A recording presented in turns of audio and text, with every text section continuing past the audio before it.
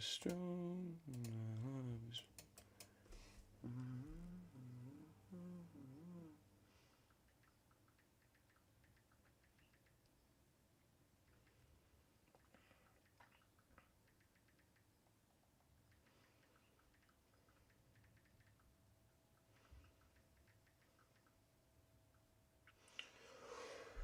Morning, boys. Morning, boys. What we saying? What we saying? Quickly send the announcement in. You lot let me know what we're looking at, man. We know what we're looking at. What we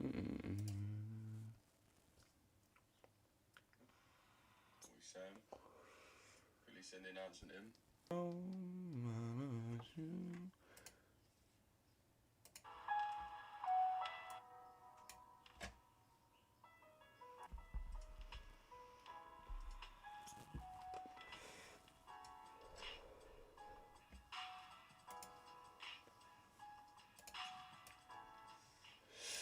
Morning, GJ Long. Yeah, I do like the look of JPY Longs. They do look really nice this morning. Good.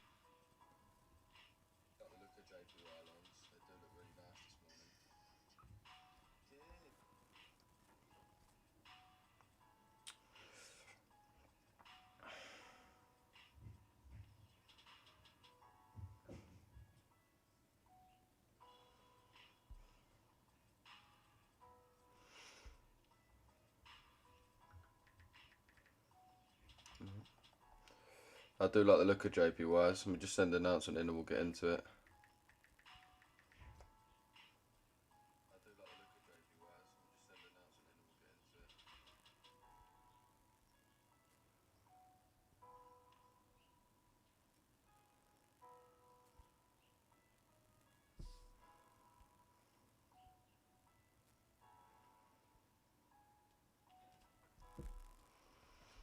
Add a little tune on there.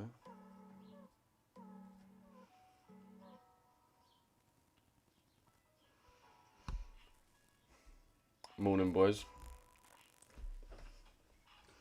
Morning, morning, morning. How we all doing? My love is strong.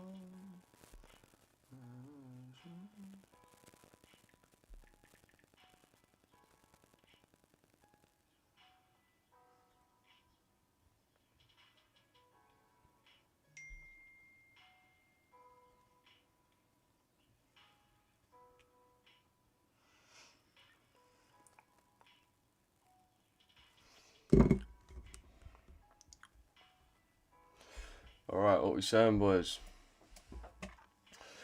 Morning, Caveman. Caveman, first person in here. Dub Caveman. Morning, Jed. Morning, Vigok. Ciao, Isam, Mattia. Morning, Lord. Morning, Mattia. I got tapped out on them shorts on EJ last night. Yeah, it was unlucky, bro. It did go into nice profit, though.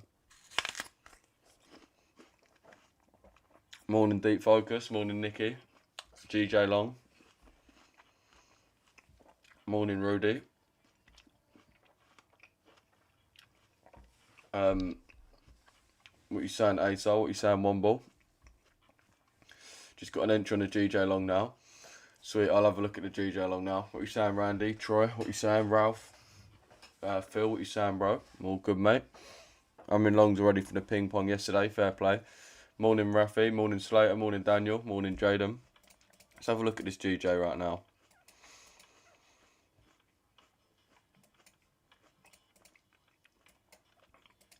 I think we could be coming down a little bit more on JPYs. I'm not going to lie. Could be wrong. But just looking at the POYs that I'm looking to get tapped into will be this one here. Or really mainly the 1 hour, to be fair.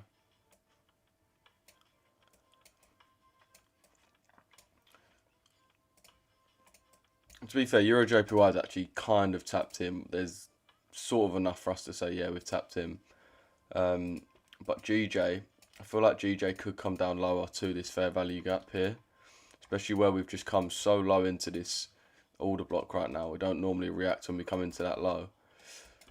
So I'm really hoping that we can sweep out this prior day or prior sessions. These prior sessions, fill the fair value gap, and then come higher. Same for Euro JPY. I mean, we got really unlucky with this buy yesterday. Really, really unlucky. Every other pair, I mean, every other JPY pair absolutely flew. Absolutely flew past the fucking Asia high. And then this only went into about, if I drag it across, I mean, it still did alright.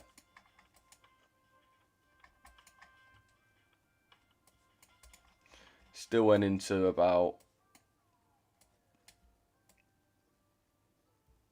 yeah, still went into 4.5 hour profit, which to be honest, chat, is still a really nice trade. But to be honest, there's more that I want to see from today before we actually get an entry. So yeah, like I said, this hourly or 2 hour really on EJ, I want to see tapped in. This fair value gap, I want to see tapped in, and I want to see us take this low. And for UJ, I also want to see us come a little bit lower as well. So there's a few things that I want to see. Obviously, I'll keep my eye on the reaction. But I'd probably rather be waiting for a market structure shift on this first, rather than a inversion, because you can see there's loads of different fair value gaps, so it's kind of hard to actually see a good inversion. I know we've had that 15-minute, but it wasn't massively strong either. And you can see this has really just been consolidating. Since that drop last night, it's really just been consolidating. So I do want to see some actual momentum come into the market. To be fair, Euro JPY is actually lined up a bit nicer than the other pairs. But yeah, as I said about that trade yesterday, Euro's just been fucking really weak. So that's what fucked us yesterday. Well, it didn't fuck us, but that's what the issue was yesterday. So I'd be waiting a little bit. Appreciate the gift, bro. Morning, Jono. Morning, DJ. Morning, KFM. Official Mr. JN. What you saying? What's your DXY bias? We'll get into that in a sec, bro. Morning. I'm in sales down. What for, bro? Morning, back. I'm all good, John. How are you, bro? Morning, Sam. EU views. I'll get into EU, DXY and all that now. Morning to Kuds. Morning, Muller. Got stopped out on GJ buyers. Fair play. I'll get into GJ. Well, I've already basically done it. I do want it to continue down a little bit. I entered sales too. Prado 50 on UJ. You're a fucking brave guy, aren't you? Fucking forgot your name, Josh. Morning, Lord. Alright, let's have a look. Everyone drop a like on the stream right now, boys. Everyone drop a like on the stream. So yeah, looking at GJ, the JPY market itself, again, there's not really much we can really gauge from it, because it is, as we say, it is at all-time lows, so there's not really much you can actually do from it. Not actually much you can take from it. But we are at a good point to sell. That's what I will say. It's more just a point of waiting for UJ and GJ to actually reach their points. The M basket, we do have this higher order block up here, which is a good order block in my opinion for a few reasons. Number one is we've got a fair value gap underneath it. Number two, it completed an objective, actually filled an imbalance. Number three, it's actually a big majority body candle. So it gives a lot of nice confirmation. So ideally on JPY, we have this last little move up, this leg up, and then we can come all the way down. Would be my ideal. And in terms of JPYs, I'm definitely looking to go bullish. If we look at the 4-hour time frame, we've just filled this fair value gap right here. On, I believe it was, was it Tuesday? I think we filled that. So basically we weren't sure if we could potentially come into this lower fair value gap, but obviously we haven't wanted to do that. We've just kind of touched into the discount, filled the fair value gap, and then clearly started to run up. And then if we look at the daily, we also got that daily CRT yesterday. Well, not yesterday, but we got a move in that direction. We already had that daily CRT, and then we got a move in that direction. So yeah, it would really look to be just continuing that through. And if we look at the overall stand of JPY, that is going to be a counter trend move on the higher time frame, because I think the next leg up will break this full high. So it's going to be a pretty significant next leg up, in my opinion. And it'll be interesting to see if it can actually hold past these $100 levels, or if we're going to end up just coming straight back down. So what that means for GJ and EJ is GJ looks, GU and EU GU looks really nice in terms of, again, this is our range here. We came into the premium and we've got our order block right there. So we just tapped into the order block and then we're looking to take that trade lower down. And obviously we do have that daily CRT. So we're looking for that CRT to be completed. This is going to be our target. And what's really nice is we had that internal, external. As I said, we came into the premium, tapped into our order block. So yes, everything's telling us that this is going to continue down. Same for EU, but EU just weren't as nice because, again, EU similar to DXY. We had this more premium fair value gap, which we didn't want to tap into. We just wanted to fill this lower one on the 4 hour. Right there, that 4 hour one. And then we obviously had that sell-off right there. So it's one of them where GJ was just a little bit better line. Oh, sorry, JPY was just, what am I talking about? GU was just a little bit nicer lined up with the actual POI and everything. Obviously, I've got this little buy on my chart. This isn't a trade I'd actually be trying to take. I'm just trying to look at ways where we could potentially reach my POI to then come down. So let me get rid of that just so I don't confuse people. Everyone drop a like on the stream, boys. Everyone drop a like on the stream. So with that being said, we've had that sell-off, as I said, on GJ, on EU. I keep saying J. On EU. I've also got this CRT high and this CRT low to trade into. Exactly the same. We've got CRT on all of our pairs, which is really nice. It's what I'd really be looking for. It's just any way to get into a sell to this CRT low. So it'd obviously be a lot nicer ideally on GU. Due to the fact where it's got a lot more to trade into. So if we actually measure it out, it's got 90 pips to trade into. Appreciate the gift, bro. Whereas GJ, sorry, why do I keep saying J? Whereas GU only has about 40 pips to trade into. So yeah, I ideally would want. This was to sell yesterday on the live that I told you it was too risky due to news, but you can see ended up playing out really, really nicely. I'm gonna lighten these up a bit just so I don't get in our way. But yeah, GU's been really good recently. Oh. Fucking hell, how did that go so wrong? But yeah, so they're basically the positions that I'm seeing. I would have ideally wanted price to come into this 30-minute order block, come into this order block and then come lower. Similar for EU, come into this order block and then go lower. And DXY, fill this whole gap and then come higher. But if we want to just take the Asia low and move up now, then that's absolutely fine. We'll just look for a trade on that. So yeah, we swept the high and we're obviously trading down. So we're just going to go with the flow of the market. We're not going to try and be too clever and be too stern on this order block. It would be ideal, but it's not the be all and end all. So that being said, let's start to look at some entries really on this. Let me actually... What I want to do, because I don't like deleting these, but I don't like it when it's just in the way of actual price action. So let me just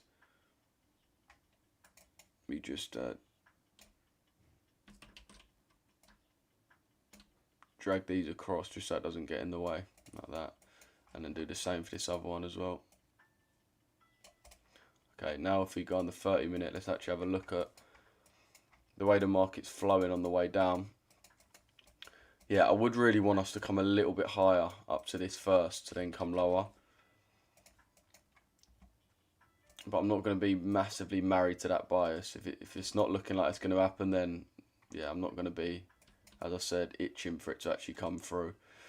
The price action has been pretty clean yesterday. We filled that imbalance, had the sell-off, and then if you see my most recent YouTube video, well, not my most recent, the one before, where I talk about once the ALG move's already happened, how do you catch the re-entry? Obviously the OTE move, price come up, tapped into the OTE, and then continued down. So that would have potentially been a trade there if you do trade late London, early New York session. Obviously that's the trade we caught on live as well. We caught it to a really nice point as well, all the way down here. But yeah, that's basically that, chat. That's basically my view of the market. So right now I'll be looking. I'm a little bit at a bit of a cross right now because I do not really like us selling from here when we've got all of this imbalance just higher. I mean, we have swept the Asia higher, but I don't know. I don't know if I'm really itching to get in. I still do kind of prefer price to trade a little bit higher first before we come lower. I know a lot of people is going to be looking at your inversions and your whatnot, which is fair enough. But we're wondering, is it actually going to be able to break the Asia low? That's the main thing. But every time I trade and come live, it fucking reverses because I have a different bias. It's alright, bro. Just try and learn as much as you can, man. Try and learn as much as you can, brother. So, but yeah, if we're looking at the market, you can see we've filled this fair value gap right here.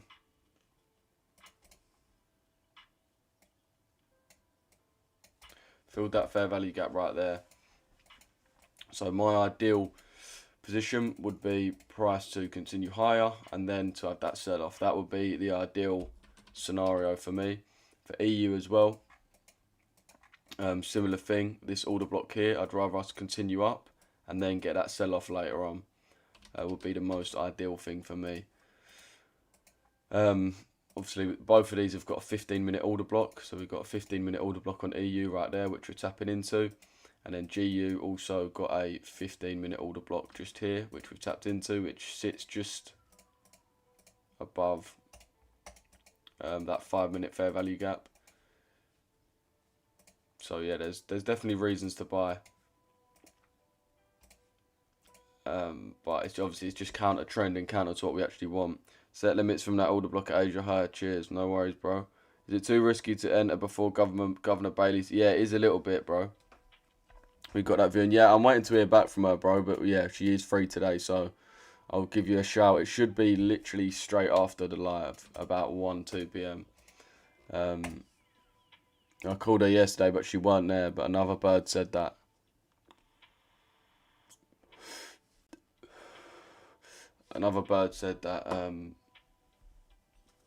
We can view it, but the actual one who's going to take us around weren't in at the time.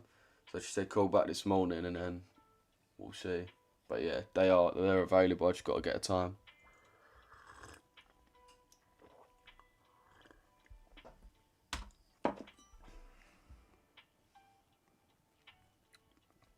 I will do, bro. Was hoping for a 4-hour bullish, but it didn't happen. Do you trade gold? Not well. We do look at gold, but I don't massively trade it. I mean, I'm not gonna lie, chat.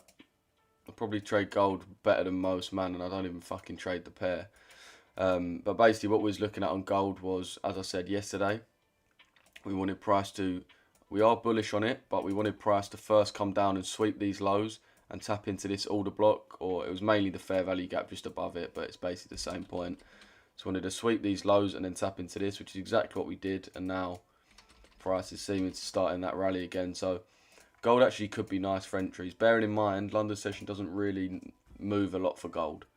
So we do want to be careful on that one. What we got to do now is just wait for something like a concrete thing, because there's no point just us waiting for vibes. Essentially, we need to actually see what we're gonna wait for. So I don't know. I like the look of the buyers to continue back up first, personally. I think a lot of people have seen this impulsive move down and they automatically think, right, that's it, the trend's going to continue now. So we're going to have a lot of sellers placed within here. But I think they're a little early, so I think we may sweep up first and then come down. But that's just my thoughts. So, yeah, I'm going to go down onto the lower time frame and just see what's going on. Yeah, we can see that bullish momentum straight away coming through. So yeah, the positions would be, as I said, as you might have seen at the start of the live. Obviously, these are very risky positions though, chat, so you've got to bear that in mind. We are going counter trend on this one, so don't want to be too adamant on that. Maybe risk a little bit less if you are deciding to jump into these. But yeah, again, from the actual order block, stop loss on the low, TP on the high. Same with DXY really, as we've got this big order block here. Which price is coming into. And we've got this opening gap, which has still got a good amount left to be filled. If I actually mark this out of what's left still to be filled, we've got this big opening gap here. So really we should expect price to come down and tap into that really. But yeah, boys, if you want to see anything else, let me know, man. Morning, what you saying, Richesse? I'm selling EU on a 5-minute market structure shift. Fair play. As I said, I think it might be a little bit early to sell, in my opinion. We haven't really mitigated much from yesterday. Asia sessions accumulated. We've taken out the high, but not actually tapped into anything. So I'd really want us to take the high and tap into something and then get the move down. Which is basically the thought process behind this. What pair is this, chat? This is EU, bro. We turn on the indicator for you.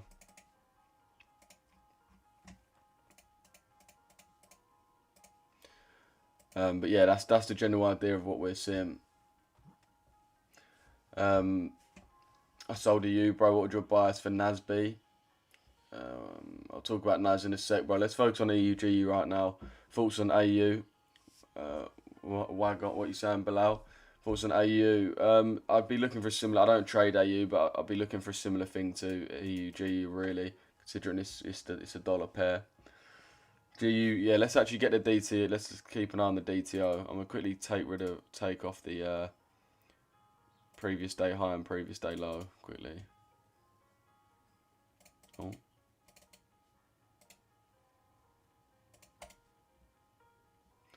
You can see the DTO just there. So our stop loss is safe for the DTO. Obviously, GU's just tapped into it. I do quite like the look at these longs, to be honest. Especially with that DTO there. I do think that could be the main move. I really do think this could be the main move. See, look, a lot of people's in the chat short. EJ 15-minute inversion just gave an entry. Yes, I'm in short. We tapped FEG on EU. We swept Asia high on. I got in GU shorts inversion. How do you feel about Doyle getting exposed as a fake? I don't really know who that Doyle is, to be fair, bro. So I ain't really got much of an opinion on that.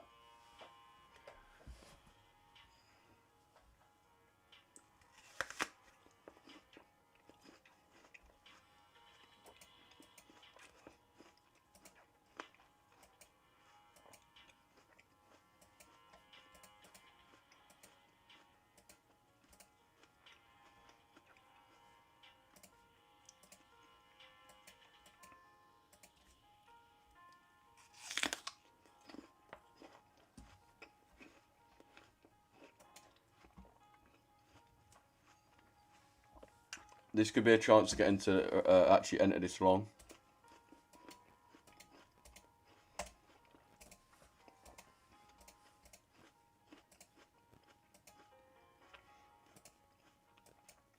We'll get an inducement from this to push us down.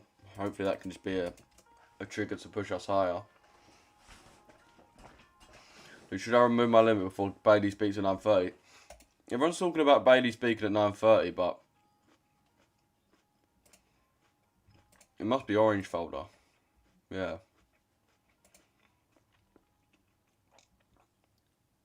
Border Payment Summit. Yeah, it's not really important. It's nothing really important. It's at some summit. It's not at like a Bank of it. It's nothing related to the actual Bank of England, I don't think. It is the governor, obviously, but the Financial Stability Board Payment Summit in London. I don't think it's going to have a major effect. But yeah, this could be just a chance to get tapped into that long, to be fair.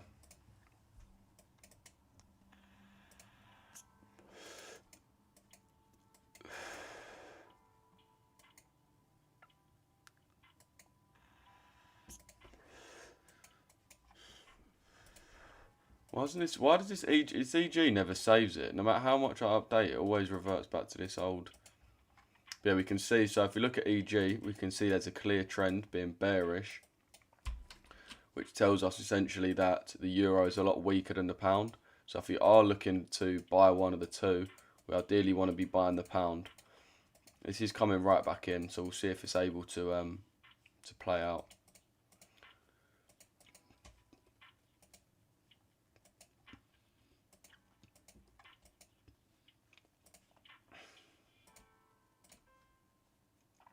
this order block here, which prices are playing off of.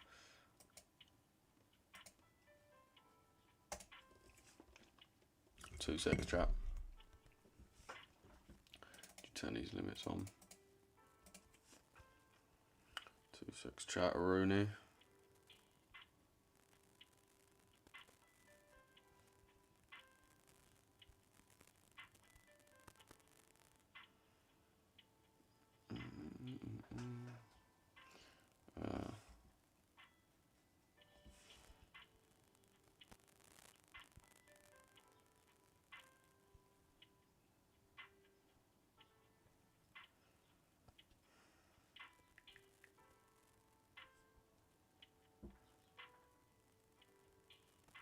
Bro, where the f...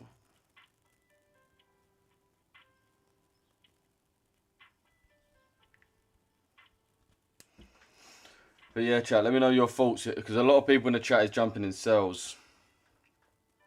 But I do think that's just a little bit early for me.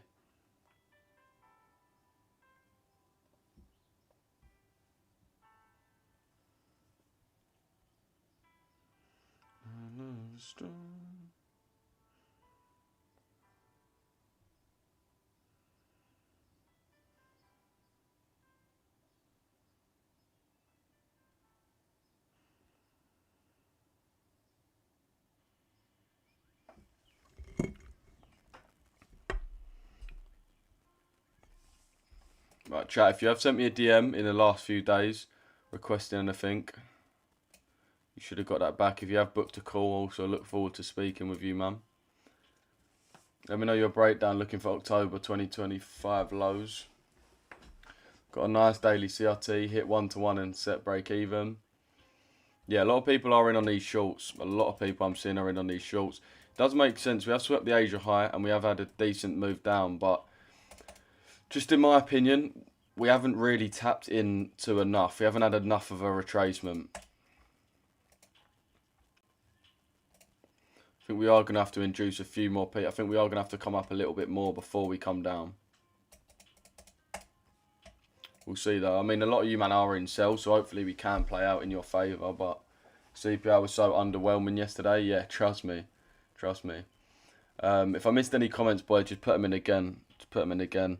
Try and keep your comments short and quick as well, just so I can see them. And if I miss it, just spam it.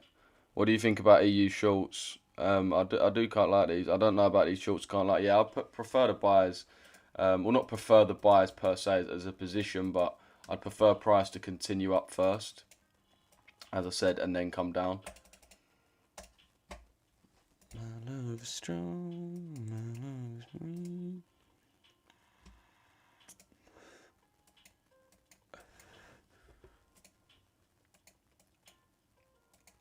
Let's see how we react anyway. As EU and GU correlates a lot, EU is still short, so GU after taking Asia low will be taken, could be going long. Was looking at DXY filling the gap possibly. Yeah, I agree. I do think the DXY, it does normally respect these gaps. When we partially tap in, we do normally completely fill it and then have the move. So I do think that is quite likely.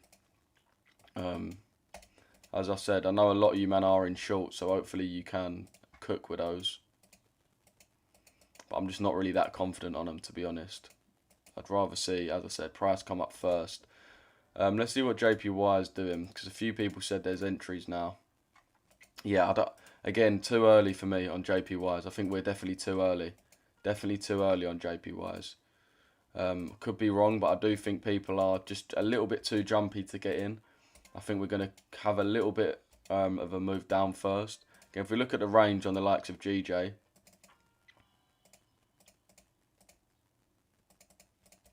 we can see we've got a little bit lower to come to actually fully establish ourselves in this discount, for this discount POI, and then move higher. Asia low being swept is nice, but it's not everything. Remember, we need to wait for an actual decent point in alignment with that. Similar thing really for EJ. I mean, EJ is more established within that discount, but it's because obviously the pair's a lot, or the euro's a lot weaker. So really want it to come down into this order block and then have the move. UJ similar as well. I mean, UJ is a little bit different because we do think overall, trend-wise, the dollar is strong. So overall, it's going to be probably more likely to just move off of right here if the dollar does want to just fucking pump up.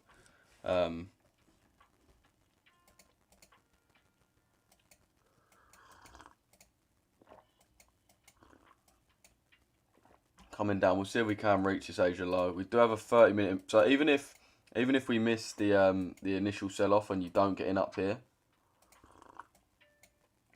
even if you don't get in that, you can still wait for this 30-minute to be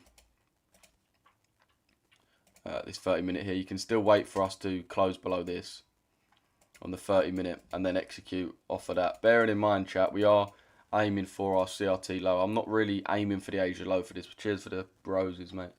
I'm not aiming for this Asia low really for this trade. My goal would be to trade all the way down to the CRT low. We haven't had a huge distribution yet. We haven't really had anything massive yet, so yeah, we can still potentially wait.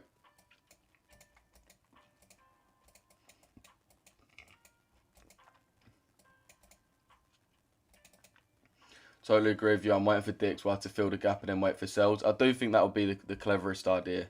I do think that would be the most smart idea. As I said, whether we do continue up and then we get sells from here, or whether we wait on the 30-minute and the 30-minute does close below this fair value gap here. Either one of those two, we can still then get into sells then. I just don't want to jump in sells too early because there's no need, boys. There's no need. The target, again, as I said, is 50 pip. I mean, it's like 100 pips. The target's wham. 92 pips from where we are now. So there's no need to be like really, really trigger happy with your entry.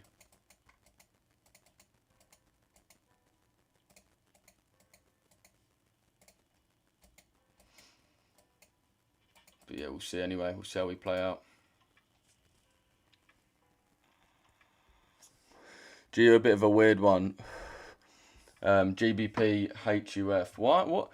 I mean, your name is Kasabex. I'm assuming this is your local currency. But where do you even trade these fucking pairs? What is this? The Hungarian... What's the currency even called? Forint.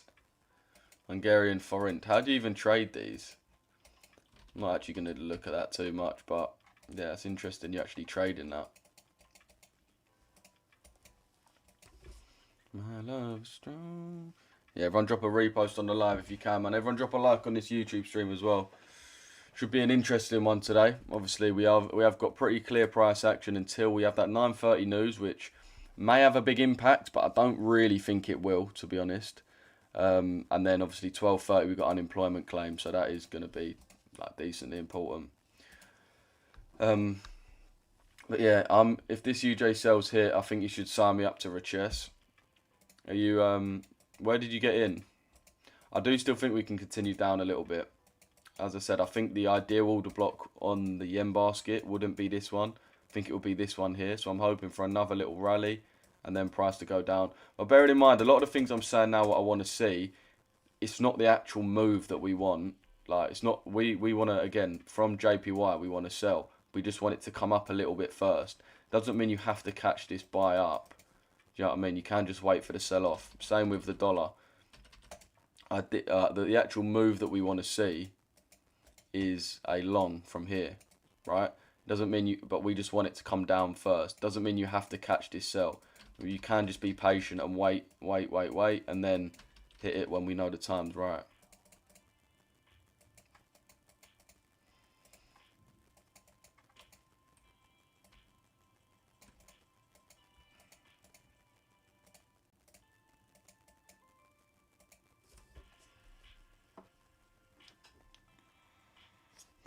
Do you collect data on your trades? Yeah, bro, defo. Chat, if I missed any comments, just put them in again. If I'm only reading the most recent comments, so just put them in again. If your comment isn't the most recent, like 2 or 3 comments, or like the most recent 5 comments, I'm probably not going to see it. So just put it in again. If you spam the chat, it's calm, right? It's sweet. Everyone's asking if would you get in this GU. I would, my advice to you as a trader, especially if you're learning, would be to not get into this GU. The main thing you want to do is just have the discipline to be able to actually wait. Wait for, whether it be wait for price to actually hit our POI, or whether it be wait for price to invert this 30-minute fair value gap. Just have the patience to wait. It can be difficult, but in my opinion, you are better off just waiting. I mean, how many pips do we really have to come up? Let's see. So from this order block or this fair value gap here, we've got to come up really 35 pips, which is a fair bit. Louis, go see my analysis on Discord. Where did you drop it in, bro? Chart check. Lou, did you watch the game yesterday? Yeah, man, it was a good game. Well, Arsenal won one, but it never fucking is it? But yeah, it was fucking, mate. Valverde, what a player! I was saying to my old man, I think that's the best half of football I've seen from a player. I can't take you back to one first half that was better than that from a player. Do you collect data? Yeah, I do collect data, bro. What's your strategy? ALG reversals and DTO continuations. Chart check. Right, I'll have a look at the chart check. What about the DXY being bullish? I agree that it's bullish, but as I said, bro, we just want to wait for the point to execute. We may be bullish, and I agree. I do think GU is bearish overall, but it doesn't mean that we're going to sell right now. I don't think it's the right time to sell right now. Again, could be wrong, and you man could all be right, but I'd rather just chill out for a second, not overtrade it. Everyone's asking if I'm in the GU trade. Why does that matter? Actually ask yourself that. Why does that matter? You lot are looking for free signals, aren't you?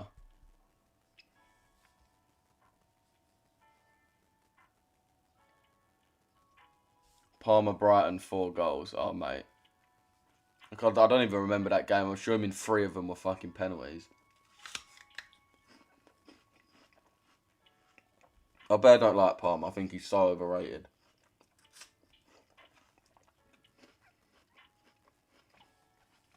Do you use low volume nodes? Yeah, bro. Do you not think EU will reach the POI? I do, bro. I think we will. Come up to the POI and then get the sell off. The main move for the day would still be the sell, though.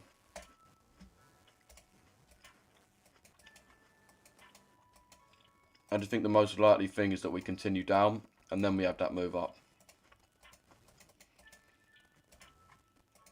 Depends though, maybe the momentum will be so quick it will just come through. But as I said, chat, even if that is the case, if we just get rid of this quickly, even if that is the case, we've got this 30-minute imbalance here. So if we do want to just start running and close below this, there's still more than enough chance to enter. We'll wait for the close below, enter off of the retap, stop loss on the high, aim for the CRT low. We're still gonna be able to get in, which is what I mean. There's no point to be too trigger happy with this. There's no point, in my opinion, to enter before we at least get that 30-minute close. We've got 20 minutes left anyway to see if we do get that close.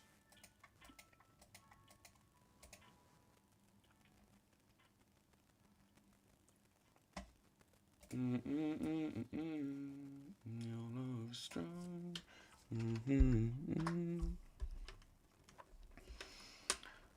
Young sir, what you saying, bro? How long did it take to go full time? About 2 and a bit years, bro. I took this too. Fair play, Christmas. Good morning, brother. Why go against DXY high time frame, bro? Just listen, please listen. Please use your ears. Please use your ears. Alright, seriously, man.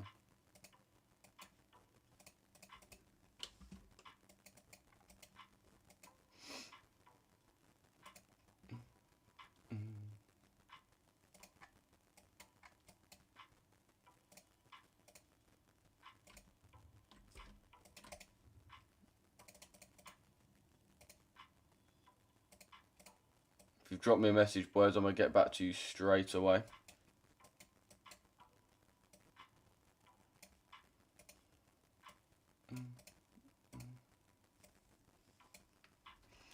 see how we play out, boys. Anyway, as I said, even if you are trying to get into the short, we can wait for the 30-minute in IFVG in about 7 minutes time. So there's no need to go too much.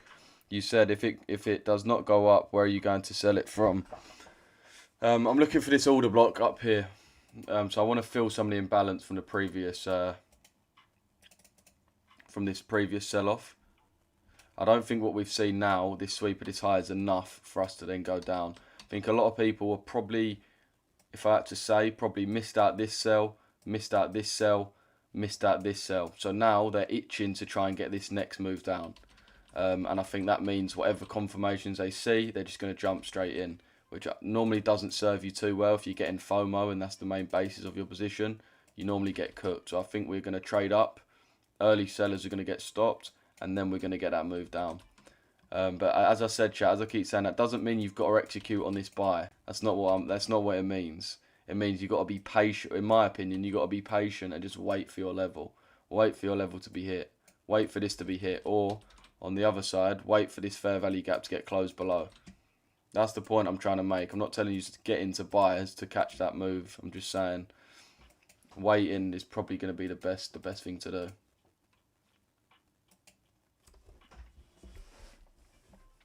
You at Cheltenham Friday? No, I'm not at Cheltenham this year. The market is on a premium, so we can sell right now. Fair play, if that's what you want to do. I just think it's a little bit too early to sell. Well, I mean, it depends. Obviously, if you've got a big stop loss, then yeah, you can sell. But got a limit on EJ. I'm on NQ sells. Fair play, Jono. Bro, what do you think about AIQ and Roberts? Can you check them out? Yeah, I'll check them out, bro. You got me all around the houses today, didn't you? AIQ, ROBT, NASDAQ. Looking at everything. Your point, it's still a Prem side, you know, a good Prem side. Just ask him. Oh, wait.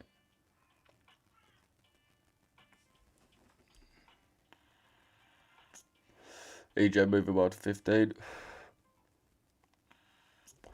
Yeah, fucking Mehmet. He is good, but like, maybe it's just a foreign player bias, but I don't know. Well, nah, man. It's a good performance from Palmer, but I'm saying more the goals he scored. Like, I don't think there's many players in the Premier League that could have even scored the goals he scored. I mean, we're top of the table. I don't think we've got any players that could have done what he did, to be honest with you. Valverde, that is.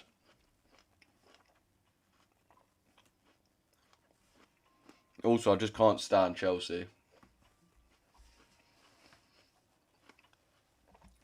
Tone slap Barca, let's talk about that. But I swear to God, if Arsenal draw against anyone, it's basically a loss. If anyone else. I do hope you beat Barca, though. I'd love to see you lot beat Barca. Okay, yeah, we are getting heavy impulses now on this. What's the yen basket saying? Not really moving too much, though, is it? Fair play, though. Who's in on JPYs? Who's in on JPYs? It was 1-1, Josh. Do you wait for confirmation for your order block? Okay, wait. Slapped us 3-0, Chelsea did.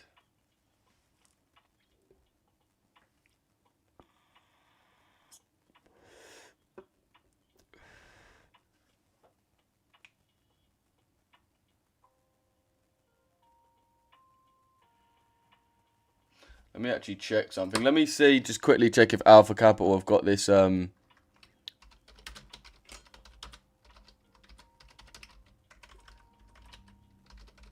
down as a red folder.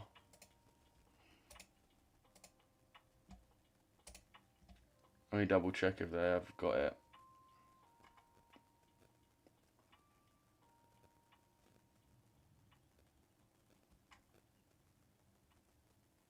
No, they don't.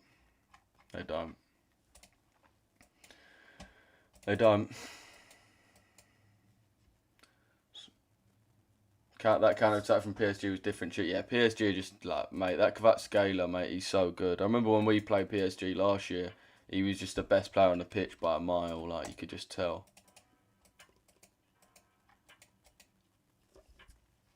chart. Check my UJ sells. Yeah, UJ's selling off pretty decently. There's a lot of volume in JPYs. I think they're more led though by, well, other than GJ, but I think they're more led by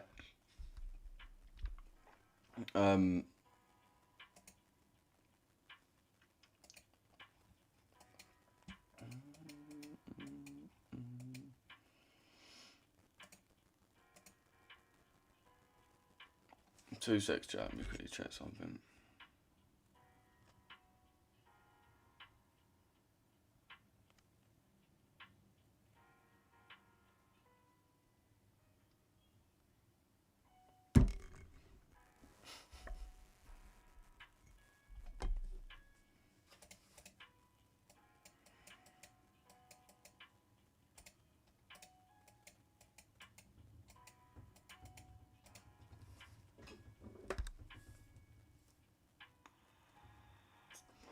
Thoughts on the DAX? Let me have a look at the DAX real quick.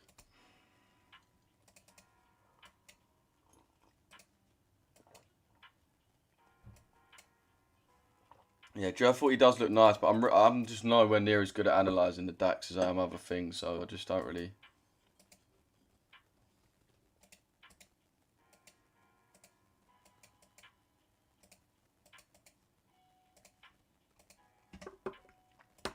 Two secs, chat.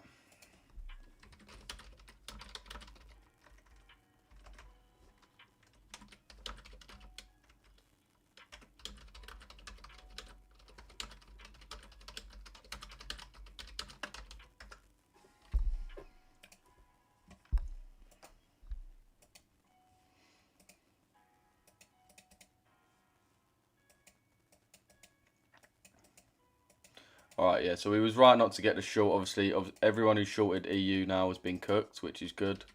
Hopefully you avoided that loss. GU obviously not as strong, but still pushing up.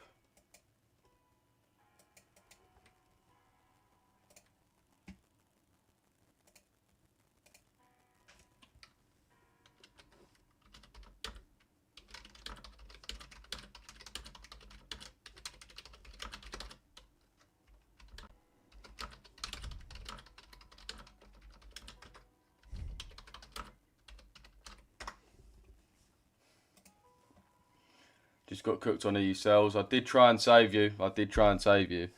Dodged a bullet not taking that trade on EU. Yeah, man. Definitely did dodge a bullet on that one. Okay, we are still pushing up on GU as well. If any of you did execute on that, it's going pretty well.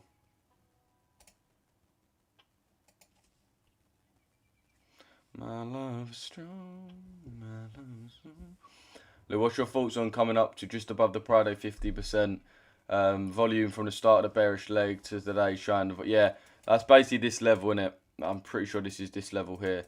Yeah, this is the level that I'm looking at, bro. This sell from the 30-minute would be the main thing that I'm looking at. Sell from this 30-minute be the main thing.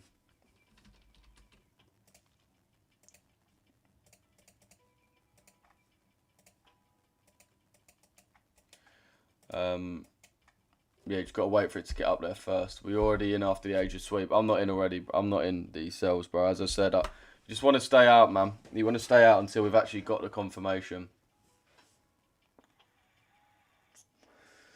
Do you mind send me your Asia and London timings? Yeah, just send me a message, bro, and I'll send you my settings. Last I seen it was 3-2. 5-2. These lot got absolutely battered. Chelsea get battered everywhere they go, bro. This guy. I don't get how TikTok allow people to constantly invite you to go live with spam invites when you've declined them over 50 times in the past. Like, bruv, no, I don't want to go live with you. Just got cooked on EU sells. Lou, you know we're looking at getting Kvaratskhelia. So yeah, bro, that I was saying, mate, he's the exact player we need, bro. I swear to God, he's unreal. Can you tell me your Discord, please? Yeah, Discord's linked in my profile, bro. My Discord's linked in my profile.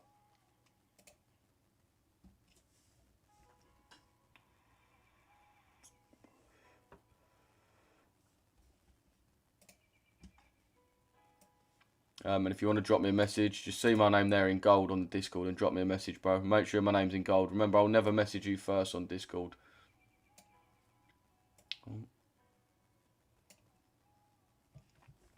Beating PSG isn't for everyone. Yeah, if I missed any comments, will the GBP news affect JR30? Nah. I mean, the GBP news already come through. You can see it didn't actually do anything. He's probably speaking right now, though, as we speak, to be fair. You can probably listen to it, actually. Shall I try to find it? I'll try to find it.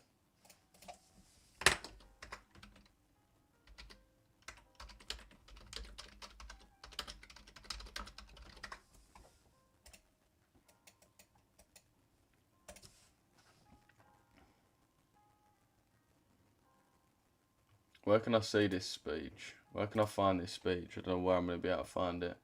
In GU, if we close above Asia range, is this not a signal to continue higher and not sell from the 30-minute order block? I mean, it depends what time frame we close on, but it's probably going to take more than at least one candle to get to this. It'll probably take a few. We'll probably be looking at this move for the next maybe half hour at least before then getting that move down around 10 o'clock, hopefully. I can't see your name because there's an icon covering it. I'll just drop a message in the free chat right now. I'll just put a message, yo, in the free chat. That's me right there. Just put a message in, yo. So just drop me a message, bro. You should see me in the free chat there.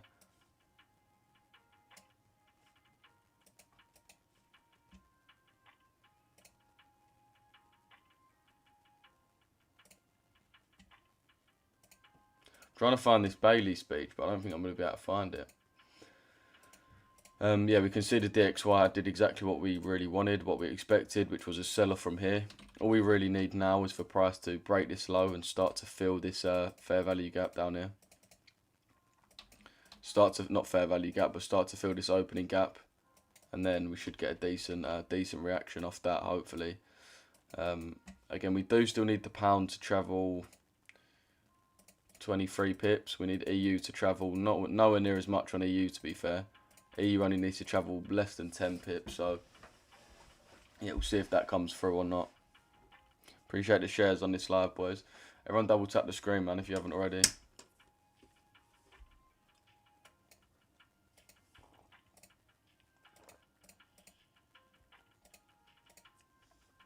Yeah, these JPYs are running pretty nicely so far.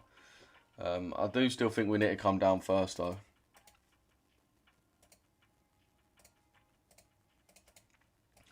I do still think we need to, again, similar thing, come down before we can have that main expansion move. I do still want the move down before the big expansion. GJ is obviously not really moving. It's just moving sideways, so we can't really be looking for anything on GJ. But same thing, I want us to take out this low here.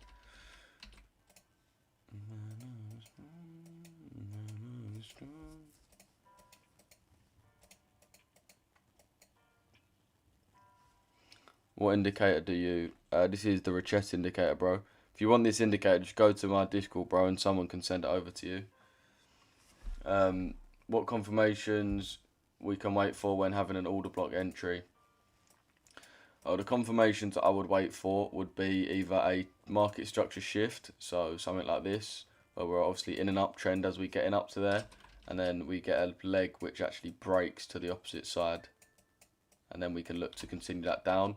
Or the other thing would be, if we are in an uptrend, obviously getting up there, we may print out some fair value gaps that we're filling. So we'll fill a fair value gap, move higher, and then we'll get another one printed. After our order block, we look for that to be disrespected via a close below, and then we'll look to get in like that.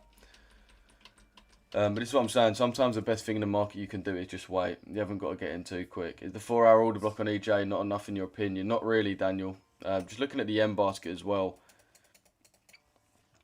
Looking at the M basket, it does actually look decent to come down, but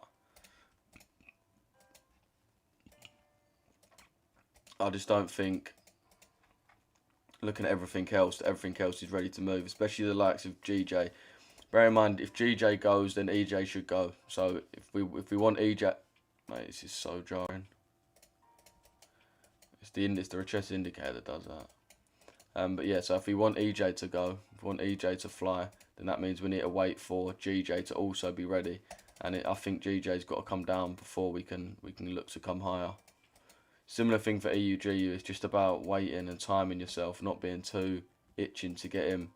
Like I said, a lot of people on this EU trade was too itching to get in. They saw the sweep of the Asia high, they saw their confirmation, they was itching to get into that sell. And that's what's come back to bite them. So sometimes the best thing you can do is wait. And again, that's just something that you learn from being in the market for a number of years.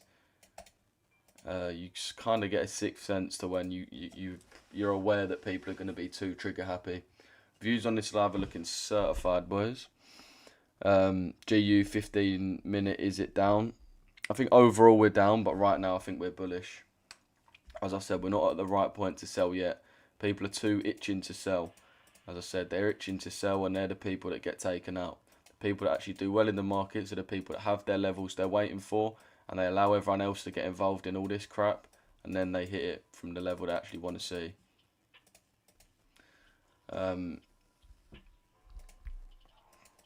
So yeah, basically that. We can see that GU is giving a decent little reaction from this fair value gap right now. Again, a lot of people probably do have sell limits placed around here. They've probably been getting tapped into these sells right now. So we'll see if they end up getting cooked from getting in too early, or if they manage to survive. I have a feeling that they will be getting cooked along with everyone else. So we'll wait and see for that. But yeah, we can see that Governor Bailey speech didn't really do much.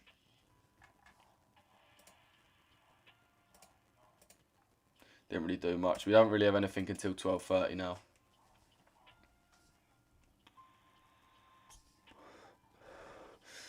But yeah, let's see if these don't get stopped. I got stopped out on the sells. Yeah, I mean, I did try and say DTO's the daily true open, bro.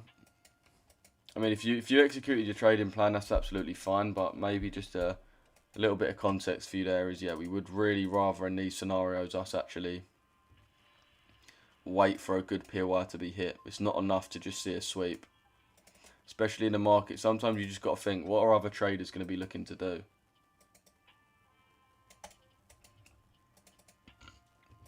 We know really that most traders, not only from seeing the comments of this live, but just from seeing the price action, most traders, obviously after they've had this sell, this sell, this sell, and this sell, and they've probably missed them all.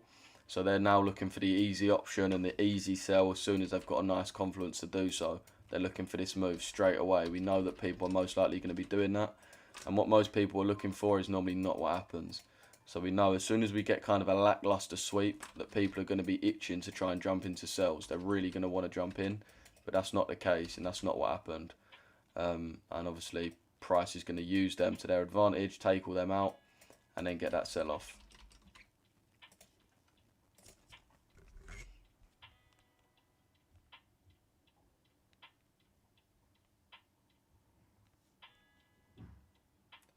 And that is all she fucking wrote.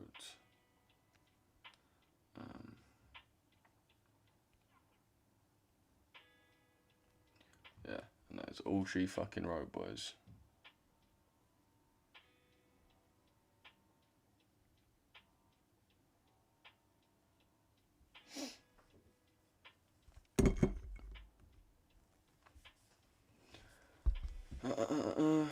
So yeah, I did have this one placed. Didn't want to tell you lot because you lot was looking for free signals when it weren't really the point I was trying to make. But yeah, that's that right there.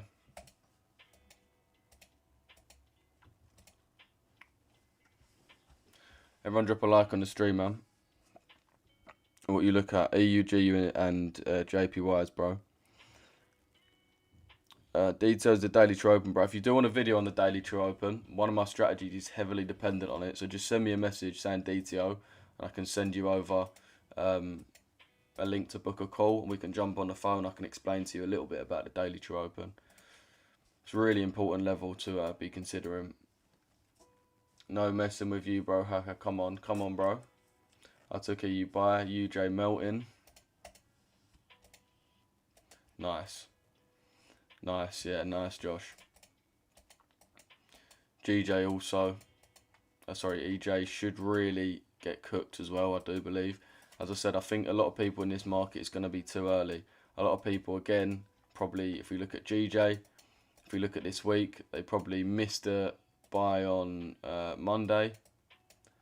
They probably missed the buy on Tuesday, missed the buy on Wednesday. So now they're thinking, right, anything that happens, I'm buying this market.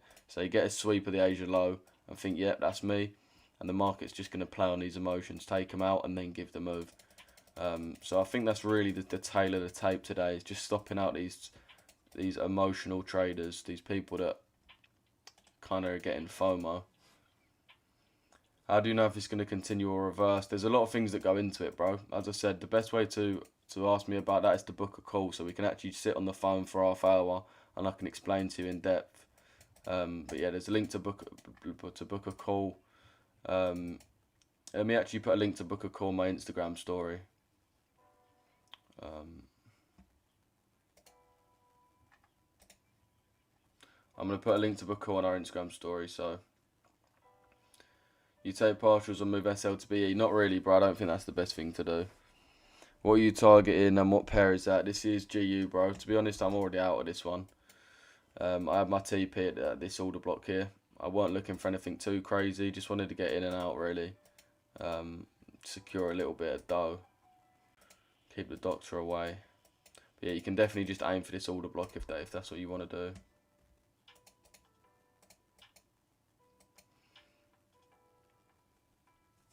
Got into EU buys, bro. Nice. When did you get in, bro? When did you get in?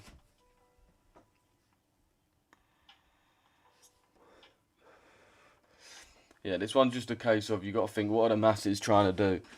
What are the masses thinking during this scenario? I know a lot of you look probably think, what do I want to do? What do you want to do? Like, what do you as a person want to do? You got to think not about you. You got to think, what is everyone else wanting to do right now? Looking at this market, what is everyone going to be thinking? What is everyone going to be doing? Everyone's going to be trying to sell, right?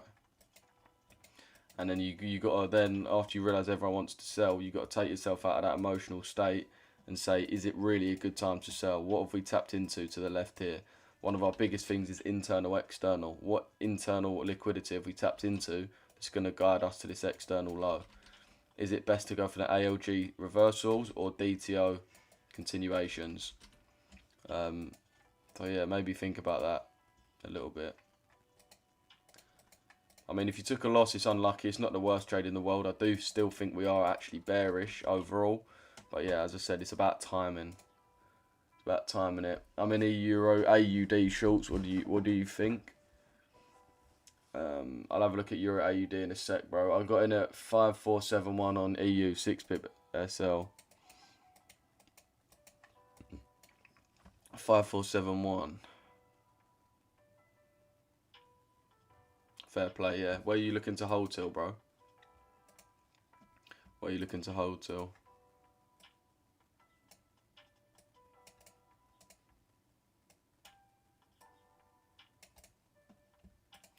The max I'll be looking to hold to is obviously this order block up here. But now we've taken out all of these early sellers, it's a case of we might actually move. How do you manage your trade? If go BE 1-to-1 to take partial, do you split your risk for the day with different position execs, or I want to be more mechanical? The best way to be mechanical is to not edit your position. You're never going to be mechanical if you're adjusting your trade within play.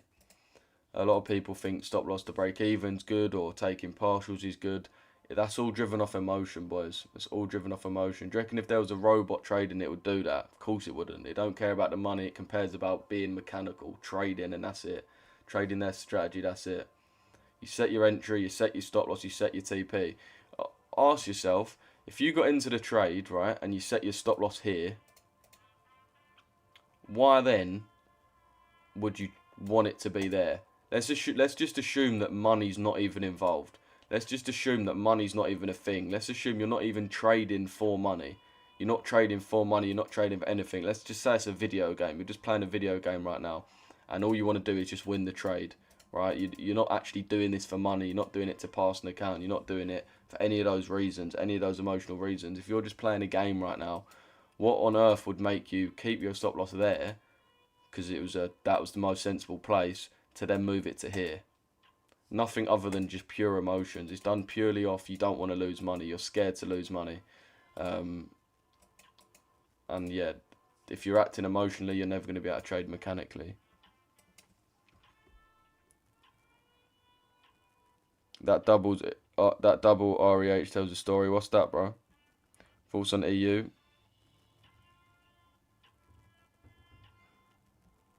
Sorry, can you explain again? I enter the live now.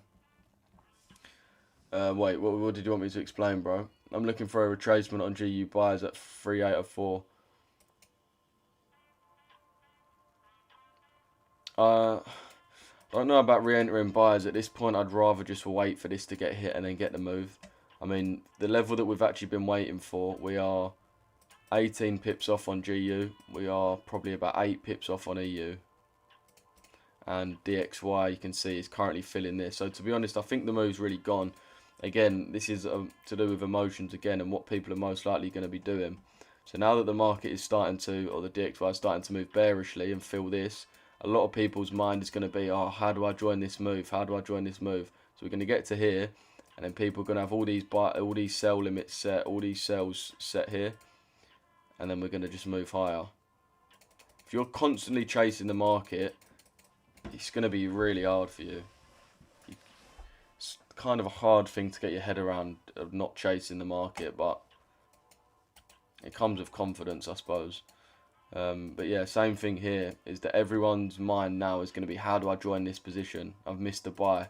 I've missed a buy. How do I get in on this buy? How do I get in? So you know people are going to be looking to buy over all along here. You know people are looking to buy. And that's not really what we want to see.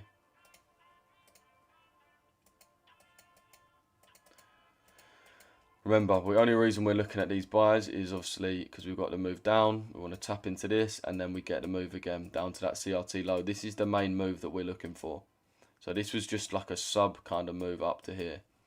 So we've still got our eyes on sells. I wouldn't be thinking about the buys. If you miss the buys, you miss the buys. It is what it is. Check Euro AUD, brother. Yeah, chat, if I missed any comments, just put them in again.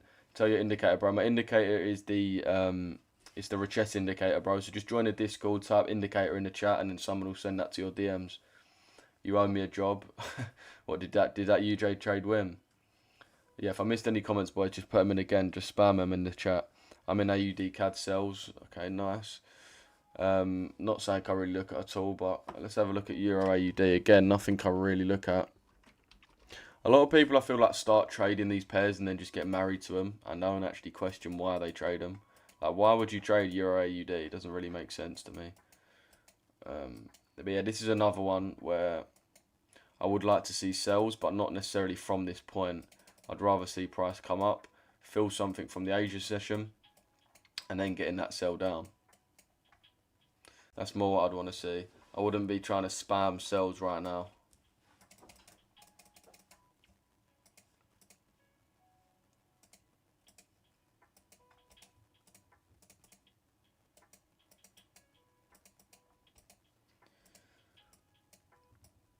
So no profitable traders, set BE or take partials. If you have strategy backtest and setting BA and taking partials is the right choice in more than 50% of your trades, why shouldn't you do it? I never said that, bro. Like, honestly, don't know when I said that no profitable traders do it. That's not what I said. He said he wants to get more mechanical, and that's the answer. Is to stop. He said, how can I get more mechanical with partials and break even? If you want to get, if mechanical trading is your goal, then don't edit it. That's the only way to do it. You're never going to be mechanical if you're using your emotions. And partials and break evens purely done by emotions. There's definitely profitable traders that do it, but they probably do it out of pure plan. And like, there's a difference between you backtesting a year's worth of data and a trader that's been in the market for 3, 4, 5 years of actual real life, real time data, and they're mechanically doing it at that point. But a lot of people think it's just a free hit. It's free money.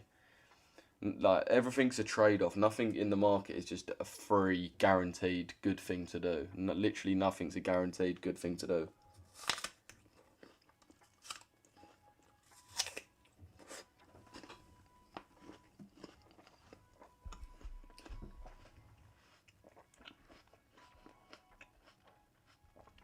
Looking for G to go high to sweep those highs and tap the PDRO. What do you think? Yeah, that's exactly what I'm looking for, bro. I just moved my stop loss lower. We'll go BE when we break UJ low.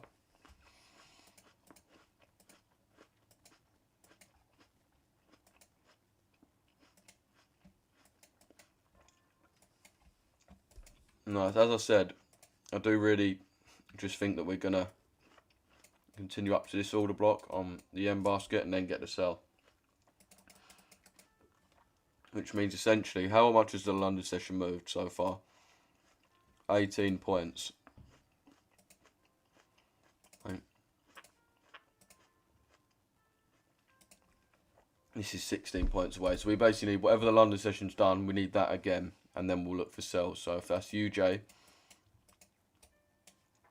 the London session's moved about 33 pips. So we need a similar amount to move again for that to come through. Not that well aligned, to be fair. GU looks a little bit nicer. So GU's already moved 28 pips. So we need that again, which will be perfect really for GU. EJ as well. We've already moved again 28 pips. So we need a similar thing again. Back into that order block. And then we'll get the move. So that's what I think is going to happen today. For our JPYs, can you explain one-side betting? What do you mean one-side betting, bro? I'm not sure what you mean by that, to be honest. Again, people are going to be executing from this order block up here. They're going to be looking for sells from here. And I think they are end up going to be getting cooked.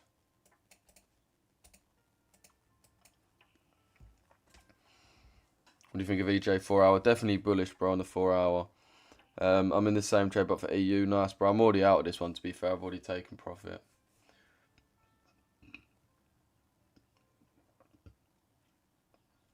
So it can be mechanical to set break even and take partials. That's what I need to clarify. Yeah, I mean, it can be, but as a beginner trader, it's just not going to be. Like, because you haven't been in the market long enough, you haven't got the experience, you haven't got the confidence. If you're not fully confident, like, then it's going to be done out of emotions. Do you consider the 1 hour a lot more than any other time frame? I actually consider it a lot less, to be fair. A lot of people love the 1 hour. The reason I don't really love the 1 hour is because I split my time frames really into 3 different. So we've got the lower, the medium, and the higher. So my higher, we've got the. Let me do it out. The higher, we've got the 1 day, 1 week, and 1 month. That's my higher time frame. Daily, weekly, monthly. And then we've got the medium time frame, which is the 4 hour. And then we've got the lower time frame, which is the 30 minute, 15 minute, 5 minute.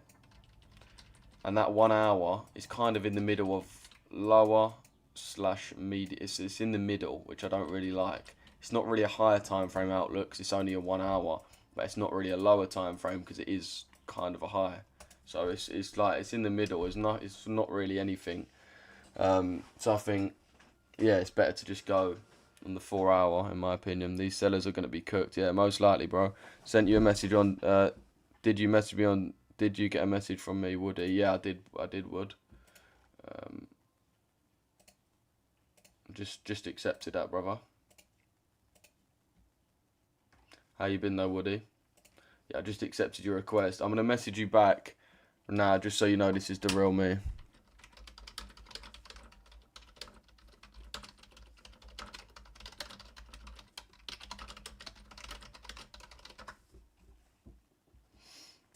One-sided betting is a strategy which is a violation on most prop firms. What is it though, bro? What is one-sided betting? I don't know why they don't enter off the inducement. Okay, I've signed up for the monthly charge. As I've signed up for a monthly charge. Is that you? I assume it is, bro. If it went through the Discord, yeah. As long as you didn't do it on DMs. It's all through the Discord. If you went through the Discord, then yeah, it's all good. For our actual Discord server.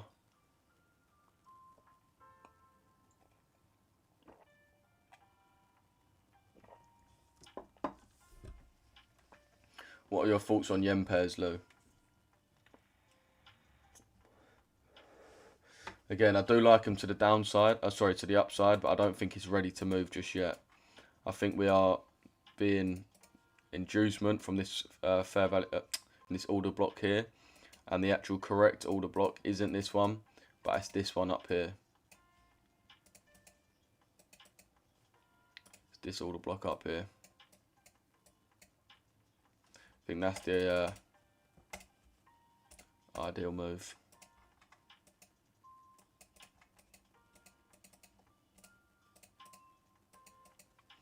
Yeah, we're going to get a lot of people induced in this, I imagine. We've already came above this order block, which tells me it's going to fail. So yeah, this is sort of the last line of defense for people that are selling. I know there's someone in this live that's that's opened their Bible and started to fucking read out verses and prayers that we reverse from here, but I don't think it's going to happen. I sent you a DM. My name is Mr. Dots. Whenever you're free, can you get back to me? No worries, bro. Can I sell you from 158? It's a little bit higher than I'm looking to actually get in from, bro, but I mean, yeah, only time will tell, really. We don't really know yet until we get there. Are you there? Are you in this here? I'm already in and out, bro. I'm already in and out of this GU.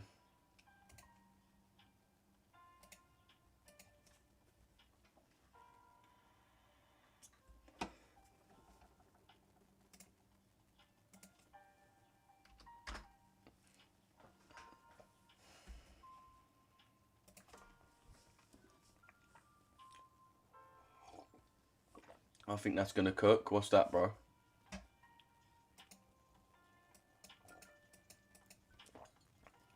Can you please analyse gold? I'm bullish on gold, bro. The level I was looking to get hit yesterday was just hit over the Asia session.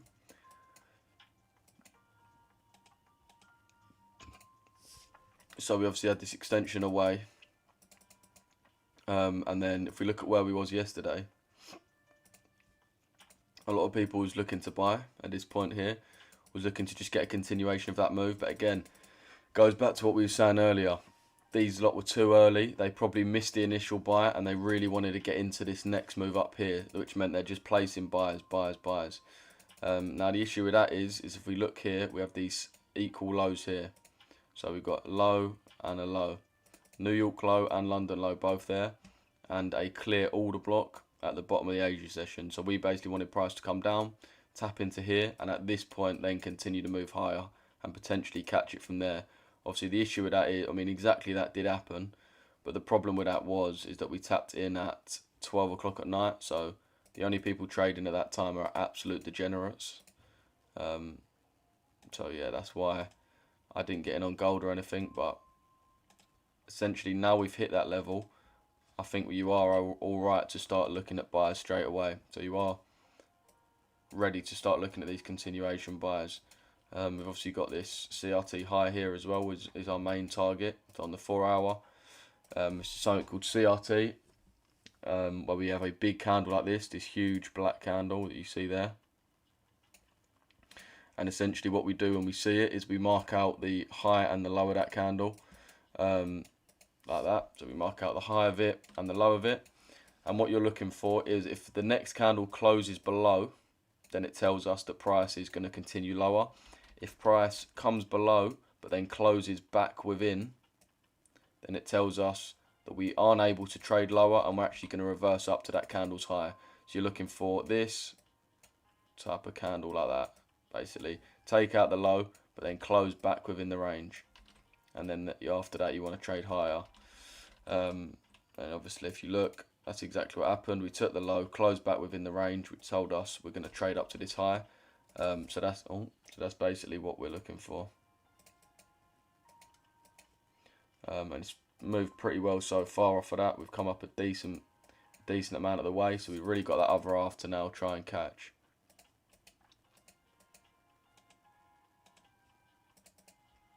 Again, chat, if you do want to book a call with me for me to explain anything else, then just drop me a DM on Discord or TikTok and I can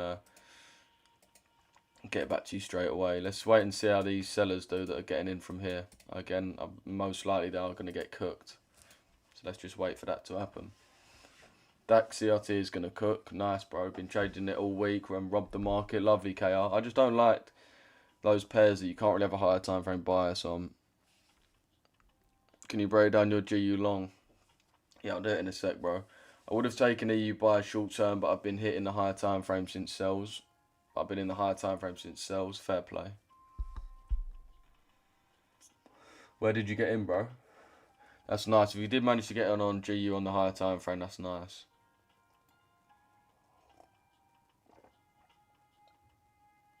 This is the good thing about the London session, though, when you're trading it, is especially once you know the actual strategies to apply. Again, I won't explain my strategy too in depth, but essentially one of them is a reversal strategy based off of this Asia high. So this green box, for those of you that are confused, this is the Asia session. This is the Asia session. So we have a reversal strategy, which is goes off of this Asia high, and a continuation strategy, which goes off of the daily true open, this DTO that you see there. So all you've really got to do is decipher, do you think it's more likely that price continues up or that price goes down? Now you're probably thinking, well, isn't that every trade ever? Well, the difference is that majority of the time you're thinking, where does it come up from? What point am I looking to get taken first? What liquidity am I looking to get taken? All these other questions come into it. But when it's when you know about the DTO continuation and about the ALG reversal, it becomes a lot easier. You've got your two ways to enter. You've got your two strategies. So whether it wants to reverse or continue, you've got everything there, simple, laid out for you. And all you've got to decide now is price more likely to go up from here or down from here? See, as I said, for certain reasons, is that I think price was going to continue higher before coming lower. So I knew to apply not the ALG reversal strategy, but actually the DTO continuation strategy, which is obviously how we managed to get into that trade.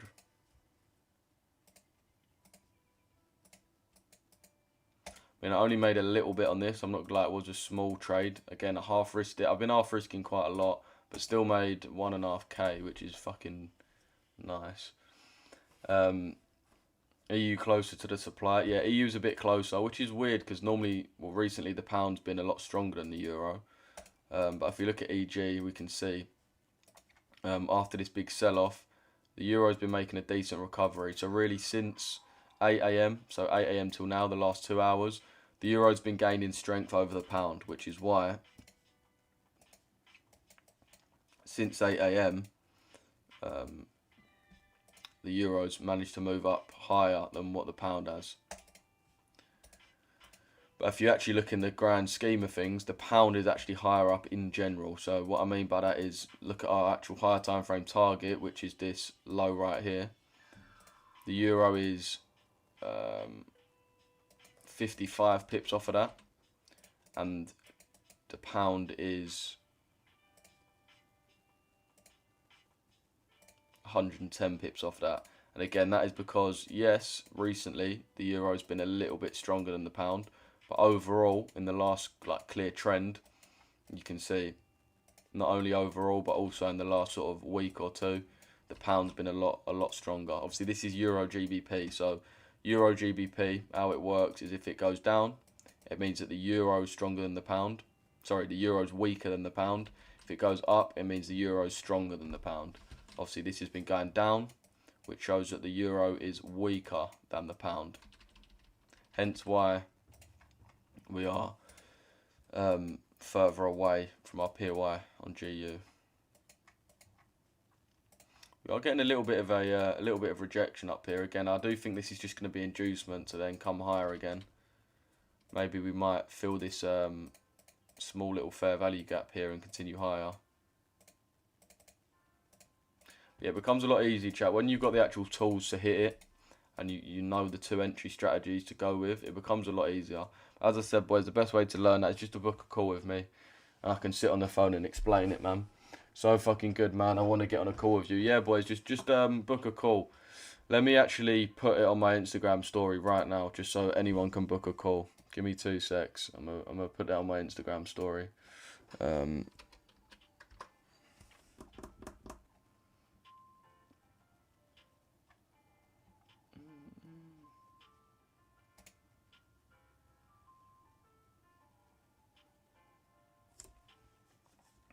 Let me put it on my Instagram story, boys. So if anyone wants to book a call, you just got to go to my Instagram, go on my story and book that up.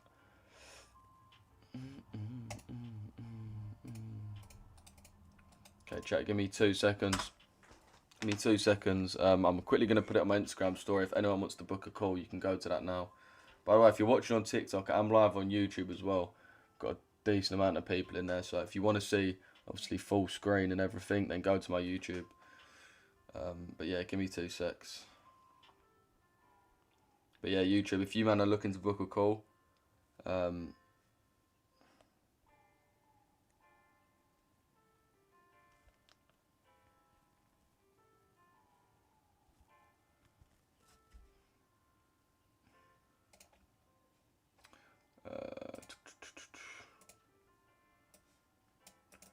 get a picture for the story.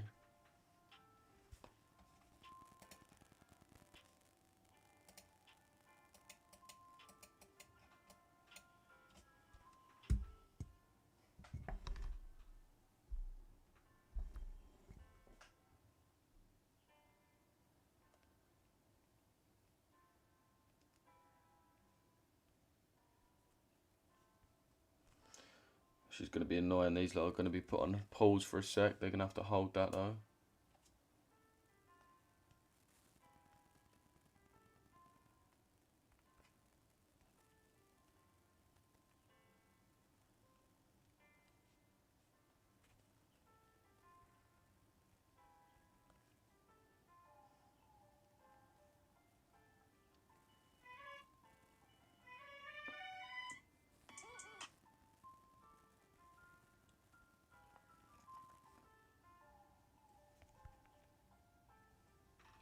Alright, sorry about that chat, but yeah, I can bit my lip, bro. But yeah, I've just put a link on my Instagram to book a call. So if you do want to book a call with me, boys, my Instagram is RichesseFX.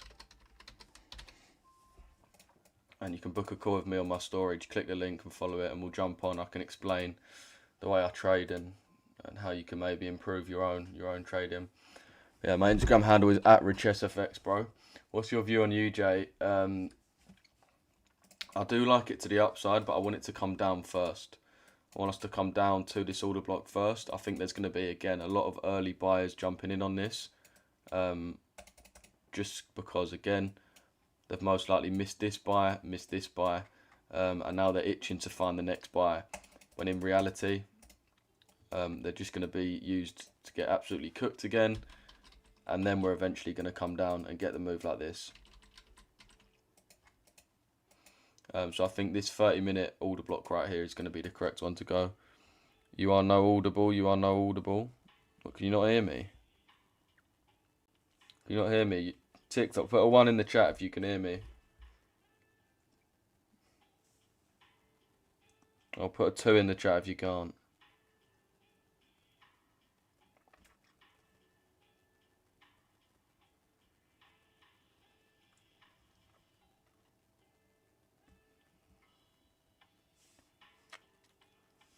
Okay, yeah. Sweet.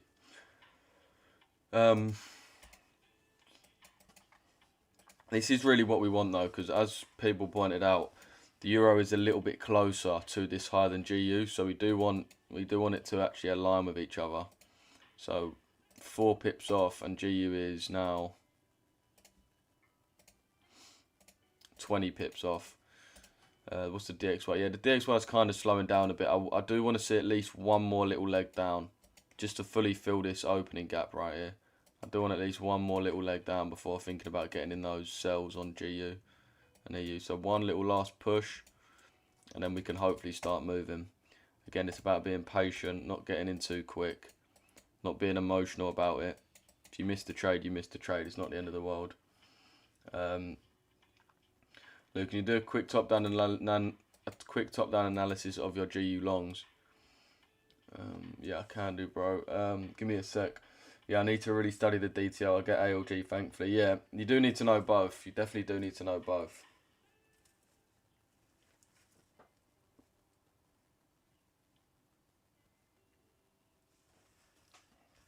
You do need to know both.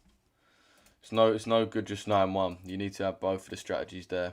Because if you've only got one, then that means you're always just going to be taking ALG reversals. That's all you're going to be taking. That's the issue with a lot of people that tune into me for free. They're not in the mentorship, which is fine. But a lot of people that just tune into me for free, and they know that I trade the ALG reversals, so they'll always look for that. When, if you're, as I said, if you're actually in the mentorship, you'll know we have this. Yes, we do get that. But just as much as we have the ALG reversals, we have these DTO continuations. And when you know them both and you're confident on them both, you look at the market like a level playing field and you actually decide which one to go with. But if you only know one, then obviously you're only going to look to take the ALG trades, which aren't always on. You need to know them both. What made you think GU bullish and not bearish? I don't think we're bullish and not... By the way, I am out of this trade, chat, for people that are wondering. I am out of this trade here. I've already secured my profit on it. But essentially, I think it's too early for sells. As I said, the main reason is I'm very bearish on the higher time frame. Absolutely on the higher time frame, I'm bearish, and I think we're going to target this low here. It's my overall bias, right? But I think that a lot of people also know that, but they're going to be getting in too early. So they probably missed this. I mean, we sort of knew decently what to do yesterday. We obviously had that 6-hour trade. We didn't take it because there was news. But we knew sell here, sell here. But most people probably missed these sells. And obviously this sell overnight as well. So they've missed 1, 2, 3 decent sell-offs. So now they're thinking, right, this next sell-off, I have to hit this. I have to hit this. Which means that they're going to, anytime they see any little confirmation, they're going to be loading up on themselves. When I don't really think we're ready yet. We want to tap into an actual POI, such as this 30-minute.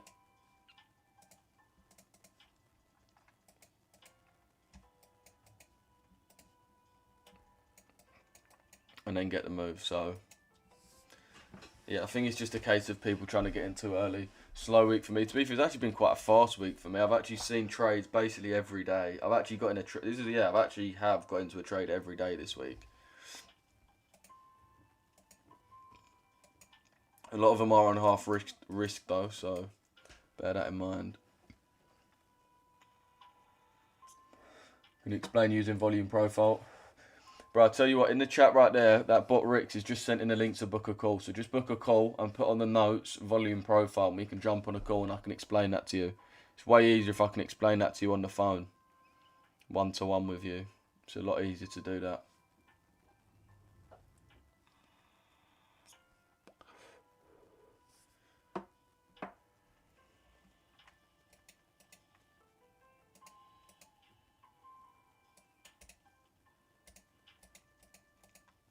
Looks like this is playing a little bit off of here.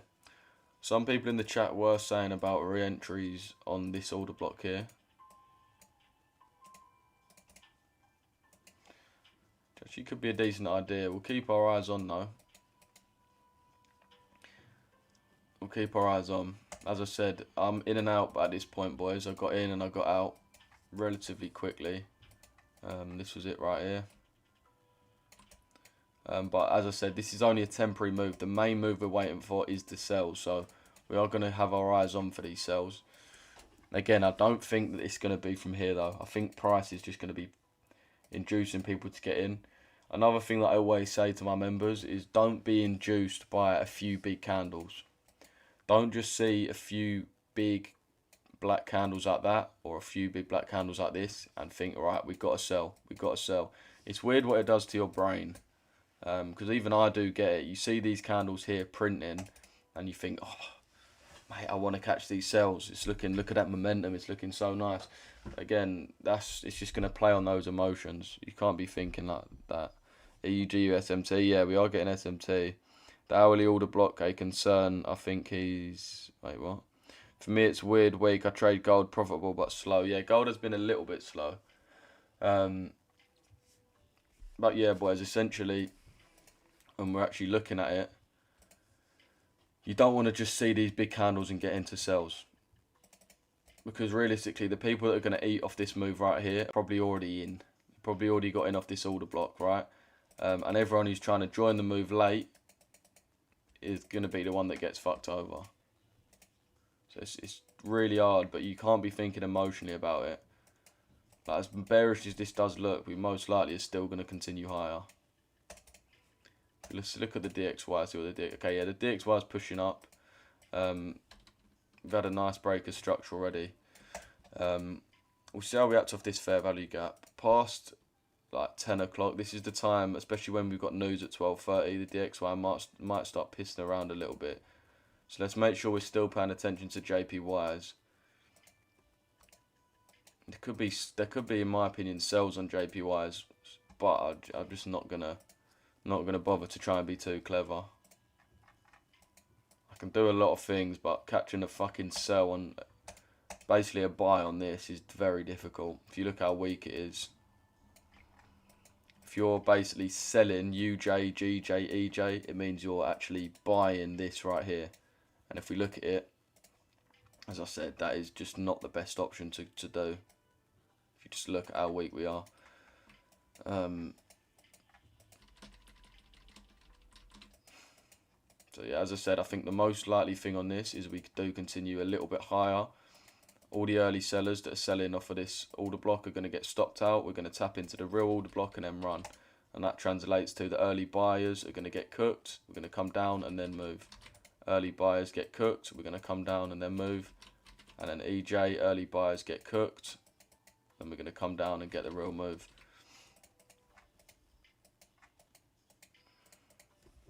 Everyone double tap the screen, man, if you're watching on TikTok. Let's get 10k likes in here real quick.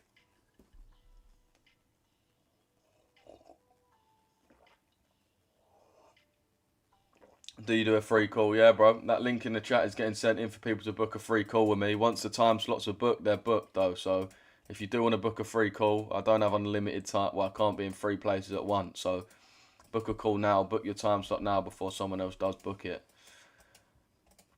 And I can jump on a call with you for free and just help you out as best I can. EU is going to sell to London low. That's what I do want to see, but just not quite yet. Not quite yet. I don't think we're ready for that just yet. If you're confident in your analysis, why didn't you hold the long? Or if you're confident in your analysis, why didn't you hold the long? Or are you just not wanting to give free signals? Nah, it's not really a matter of that, bro. It's just the point of being sensible about it. I've had a really good week this week, so I don't need to fucking catch a big old 3R trade. I don't really need that. I'm just trying to make some more profit by risking the profit I've already made. So for example, if I'm up like, let's say for example 4% if I'm up, and I can risk an extra 0.5% to make another 1%, let's say, that's worth it in my eyes.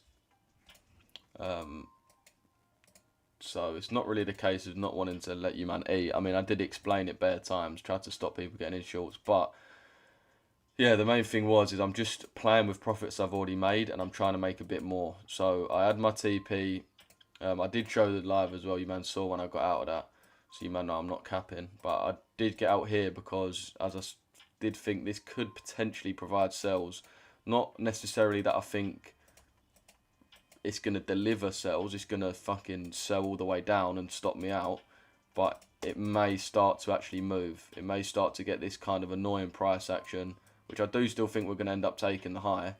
But I don't want to bother to sit in with this consolidation price action for another maybe hour, 2 hours for an extra like 0.5%. I'd rather just get out here and secure my profit. So it's more just about timing, I suppose. Bro, I'm 5% up in the last few weeks on my second FTMO challenge. I'm still making mistakes, but I'm actively fixing them. I understand my system and evidence. It's profitable. Should I be worried? No, you shouldn't be worried, bro. Shouldn't be worried at all. Just a retracement. Yeah, I do agree. I do agree with that. We have inverted this. Again, we know a lot of people is going to see these 15-minute candles and be loading up to try and sell. Which, again, I don't think is the best option.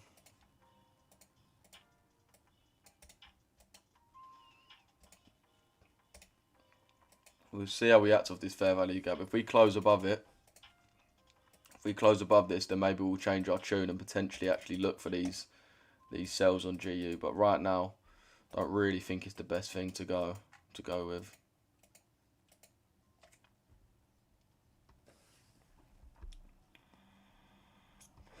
Is EU a sell? Is EU sell?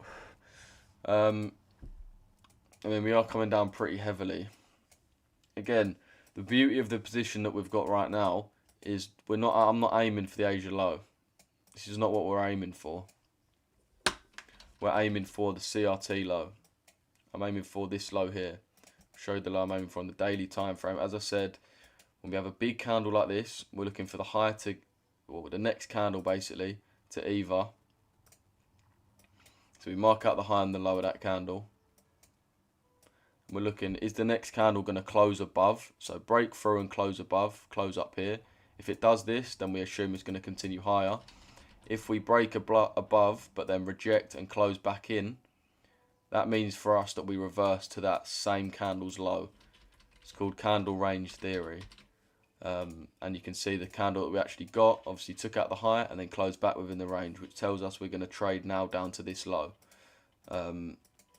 So that's actually what I'm aiming for, which if you look is about 44 pips away.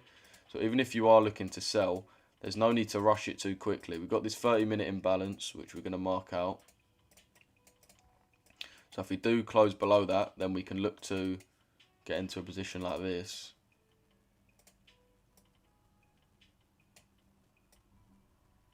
Like that. That's if we close below. So that's essentially what we're looking at. As I said, ideally we do just use this little retracement to continue higher up to here and then get the sell-off, and the same for GU. So that's what we ideally do, but as I said, the beauty of having a big target is we haven't even really got to be too clever. We can just wait for confirmations. Yo, bro, what you saying, Luke? How you doing, Luke, bro? Is this a retracement? Yeah, this is a retracement, bro. Man said it's profitable. Should I be worried? Yeah, trust me, bro. Only been trading 8 months. Already have a profitability factor close to 2.0, so I'm happy with it. It just feels like slow progress. I feel like my understanding is ahead of my P&L. Did you go through that? 100%. 100%. And it will be for ages. It's like a bell curve. Is really what it's like. It's so hard to explain, but when you're there, you'll understand. This is how it works, right?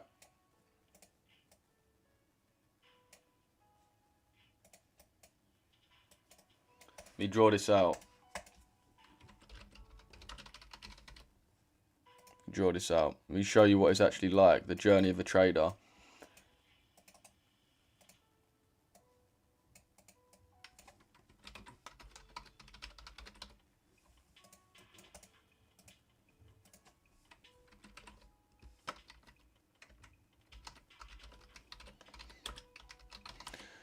So this is where most of you are.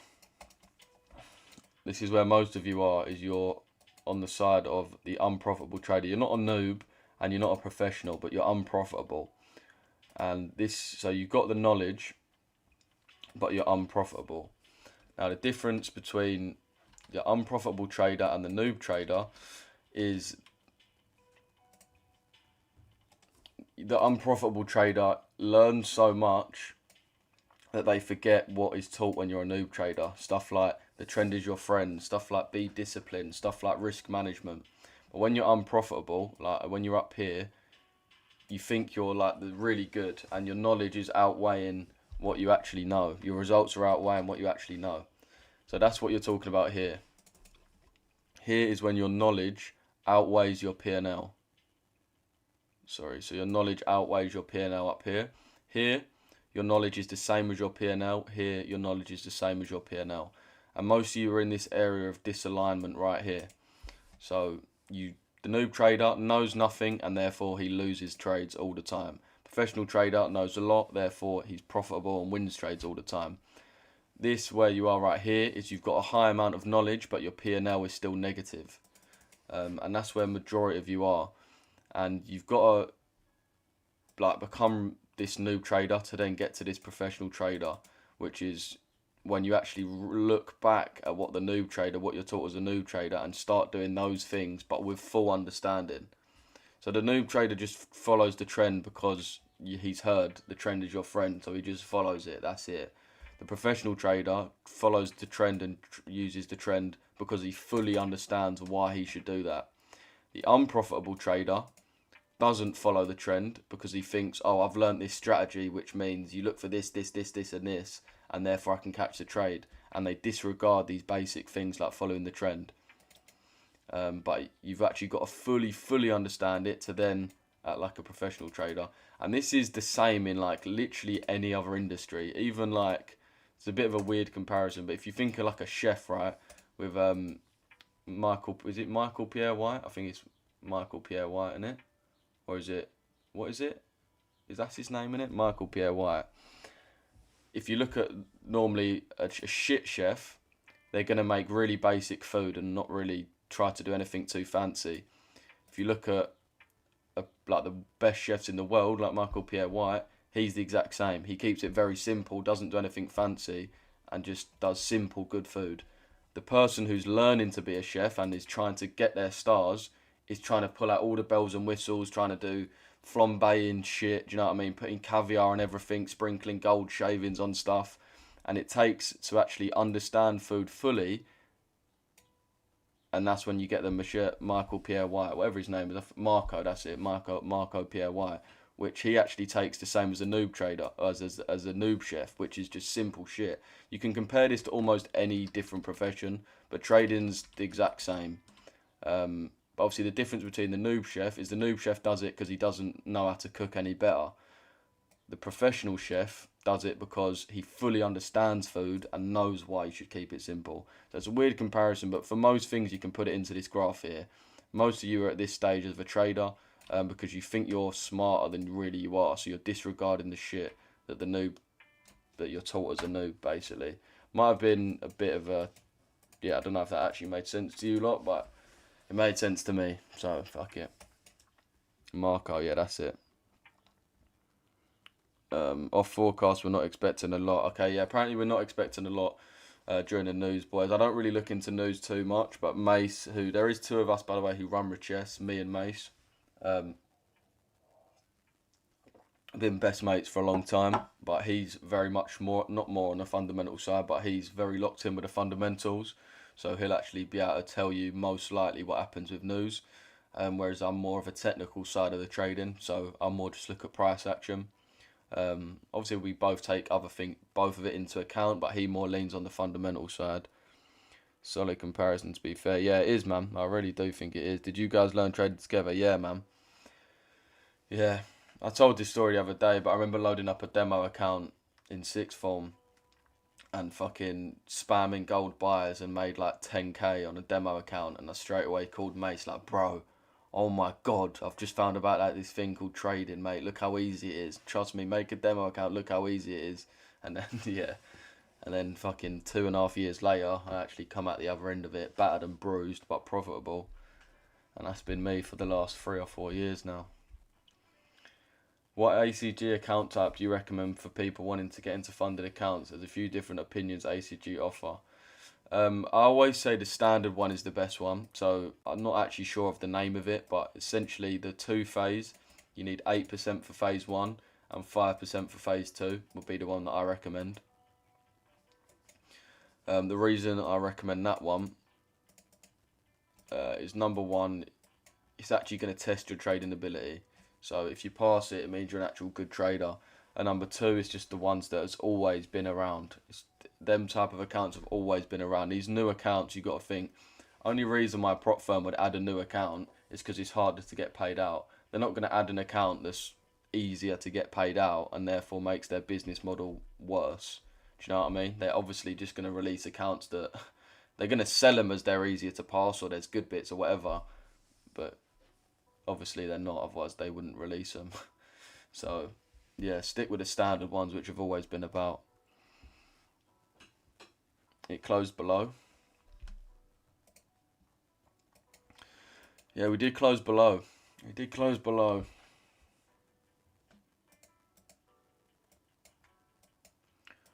Did close below.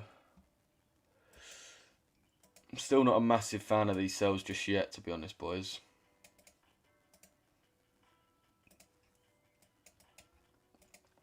Again, the main thing I'm waiting for is, okay, now this is nice. This is what we want. So what we're seeing now on the DXY is two opposing fair value gaps. We've got a bearish 5-minute fair value gap here, and we've got a bullish fair value gap here. So we're basically sandwiched between the two right now. So what I'm now waiting for is which of these is going to get disrespected. If we disrespect this bearish one here, it will tell me, yep, we're not done with this retracement. We're going to continue retracing before the main move. If we inverse this one, then it will tell me the move's going to happen sooner than I thought, and we can actually go for that big trade now. So this is the main thing that I'll be looking at now. The main thing that I'll be waiting for now. Again, we haven't got to be too, don't worry, chat. You haven't got to be too clever with it. As I said, your TP on GU is 100 pips away. It's not, the trade's not going to go in the space of 5 minutes. Just everyone chill out, take a breath. Remember who the people are that didn't win this trade are the people that didn't take a breath. They wanted to jump in too quick. So I'll just wait.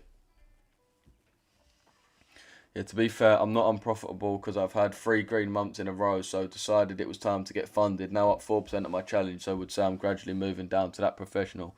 Yeah, bro. I mean, what really makes you, and this is what I actually love about, well, it sounds kind of a fucked up thing to say, but what I love about this conflict now is me and Mace always say that you can never really call yourself a profitable trader until you've been through a whole market cycle, and that's 4 years typically, a whole market cycle.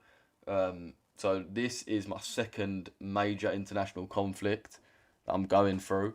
This is my third US president, and this is my fucking fifth British president. I don't even know about our prime ministers. We've had about 10 in the last 5 years.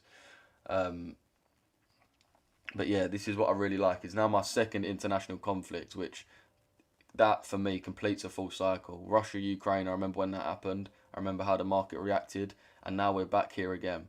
So I would, if this is your first international conflict, you're not really fully experienced in these markets until that next one comes around. So that just shows how much time you've actually got to put in to fully make this work.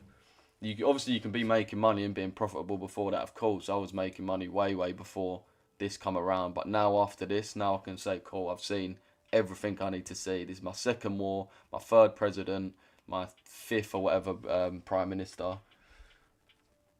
There's a second Fed chairman elected as well, which is another significant thing for a market cycle.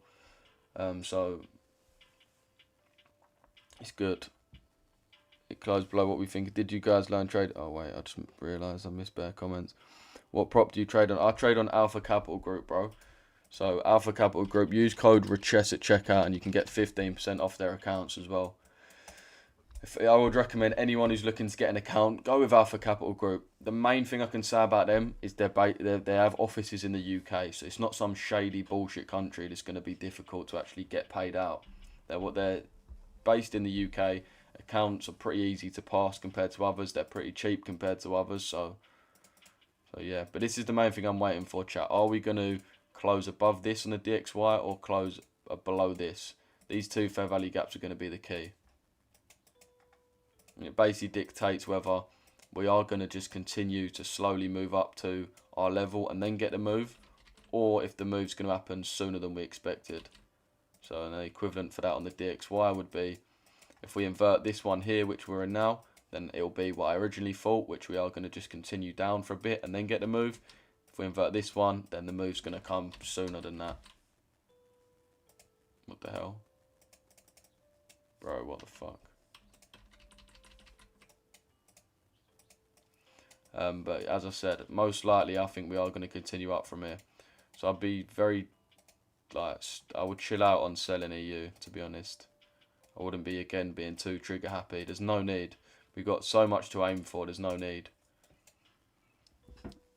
What are you saying for EJ? Yeah, I'll refer back to my JPYs in just a sec. Halo, which indicators you mostly use? Just my own indicator, bro.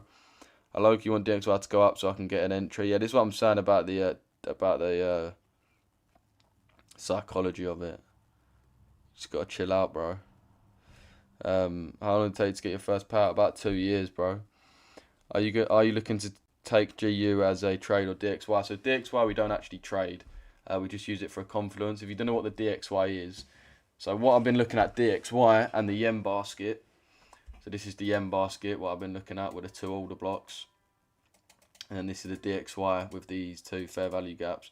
So they're essentially just indexes. So this DXY is basically the US dollar versus the euro, the pound, the yen, the Aussie dollar, the New Zealand dollar, everything basically compared to the dollar.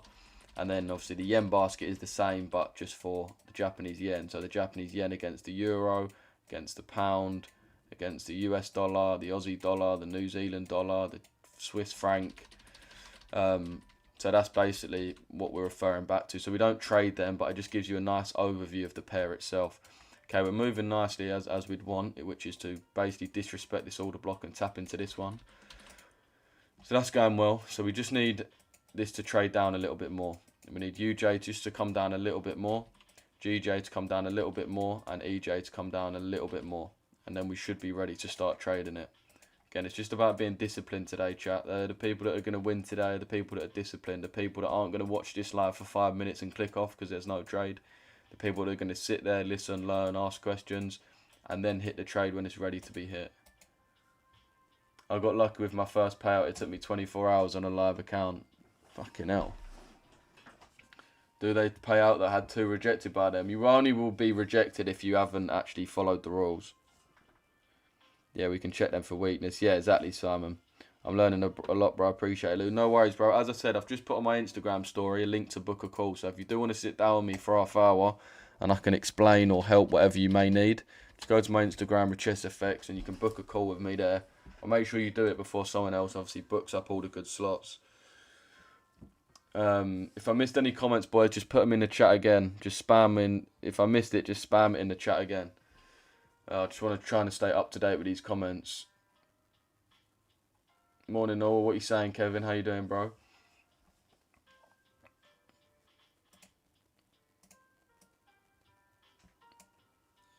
Look, what age did you start trading at, and how old are you now? I started it when I was 17, bro, and I'm 23 now.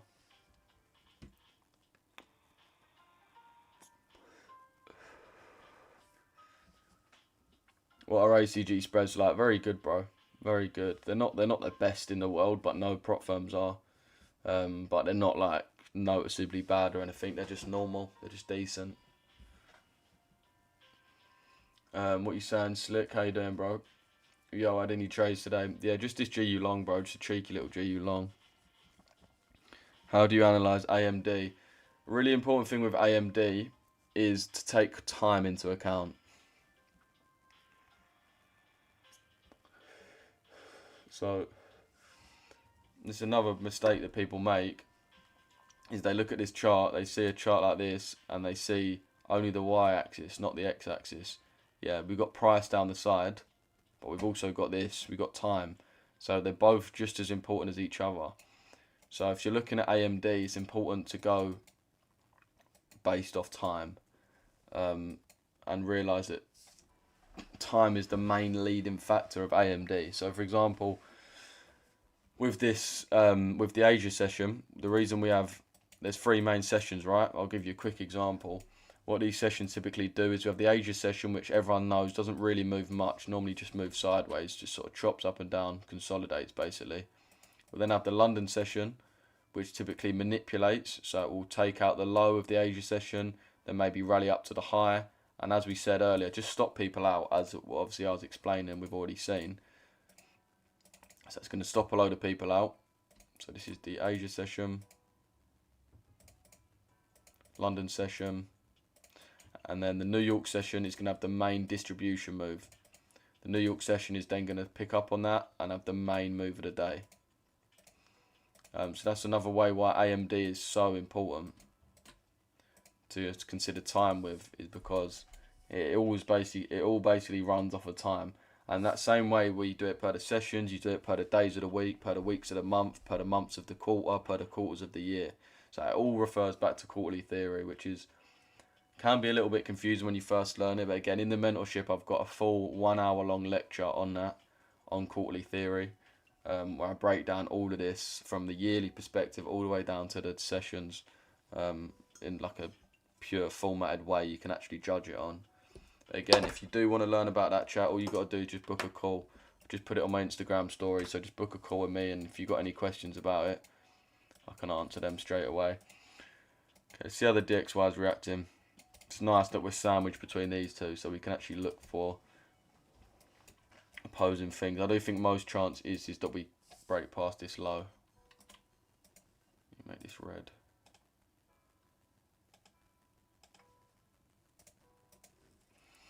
Great explanation. No worries, bro. Where do you think GJ is going to react off of? Most likely this fair value gap from yesterday. So we've got this 30-minute fair value gap, which price came into. So similar to gold, really. If you look at gold yesterday, this was where we was on gold yesterday.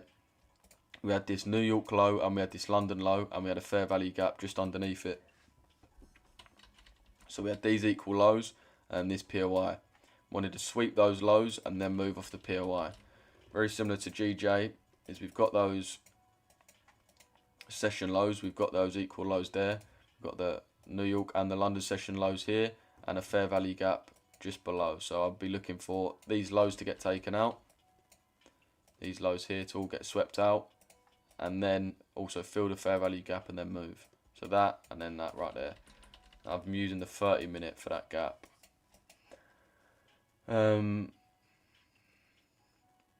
If we're waiting for G's to tap the order block, then DXY will be lower than the gap. Well, not necessarily, bro, because the pound may be very weak at the time, which means it struggles to actually get up there. Or maybe very strong, which means it races up there really quick. So not necessarily. Is DXY looking bearish? Only to fill this opening gap. I think we're bullish overall, but we're just bearish to fill this opening gap. What are you saying, Chris? How are you, bro? I'm all good, mate. Again, if I missed any comments, boys, just spam it in the chat again.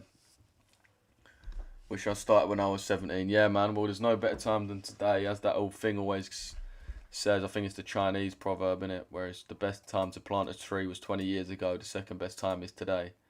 So, at least you, man, have started. At least you lot are locked in. If you do want guidance, chat again, just book a call with me. I can give you a bit of guidance and explain the best way that you can learn, the quickest way you can learn, the way this I've got it all set out for me.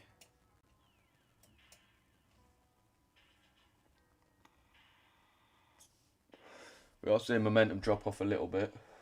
What is a DTO and how do you mark it out? So the DTO is just a daily true open, and it's part of our indicator. You can see the Richesse FX indicator, daily true open. It's the same way we've got all of our sessions drawn on as well. So if you do want that, boys, just join the Discord and just say in the chat indicator, and someone will send that over to you. Go in the Discord, go in the free chat, and just comment indicator, and I'll DM you it and send you the indicator. It's a custom one we made for our community, so you can't just type it up and find it. I can only find it because I've favorited it off of being sent it. I started at 16. Nice, man. How old are you now? I'm 17 now, got my first payout start of February, and ever since then I've blown my funded, and all my evals keep blaming market conditions, even though deep down I know it's me and my psychology. Yeah, there's nothing wrong with the conditions of the markets. This is what we want as well. But there's nothing wrong with that. You might be finding it a little bit more difficult, but it's always your own fault, unfortunately. It's never the market conditions. We wait for times like this of high volatility. This is what as traders we like to see. I mean, if you're 17, you got your first payout, that's good. You're kind of speed running the process. That's fine though. Everyone does that, bro. Everyone gets a payout and then ends up blowing the account. It's normal. You just got to actually realise like that is your level as a trader. You're not really profitable. You sort of go on winning streaks, losing streaks, winning streaks, losing streaks. So you really just got to lock in now and actually maybe, I don't know, maybe if you've got still money from that payout left, maybe invest that in your education a little bit more, learn a bit more. Just try not to be big-headed about it. I've got a payout, so therefore I'm always due to get payouts. You should really lock in. If you're 17, it's a great time to actually pay for a bit more education, whoever that may be from. And then you should get that enough to give you that consistency. What you probably need is actually one-to-one support, though, I'll be honest. That's the main thing you probably need. It's one-to-one support. Someone that can actually text you on a day-to-day basis or jump on a call with you on a weekly basis and just sort of keep you in line, keep you in gear. Because if you've got the payout, then you clearly know what you're doing. It's just about keeping you in line and keeping you humble, keeping you settled. That's what I thought. I was like, no more delaying it. Just need to start. Trust me, Rafi, mate. You've done the best thing. You've done the best thing possible, bro. I think journaling and one trade a day will help you. Trust me. Yeah, journaling will definitely help. You see buys or sells on the euro. I do see sells, but just not quite yet. I want us to come up first before seeing those sells. So come up to this order block first before sells. So same for EU. want price to come up to this order block and then have sells. I think the early sellers are just going to be getting cooked all morning. So yeah, that's my main fault.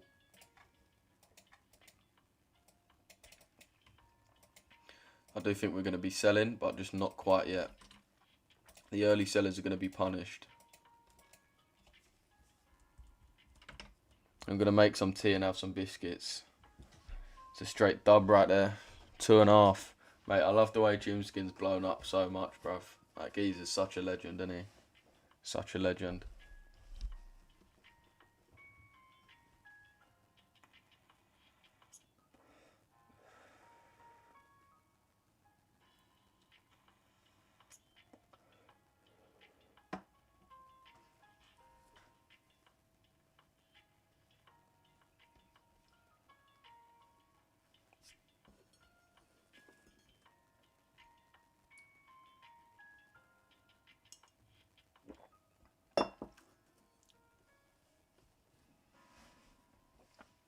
Do you go live in that pre-London stream every day? Yeah, so we do a pre-London stream. What I'm going to be starting as well, starting next week, is I'm also going to be doing a post-London stream.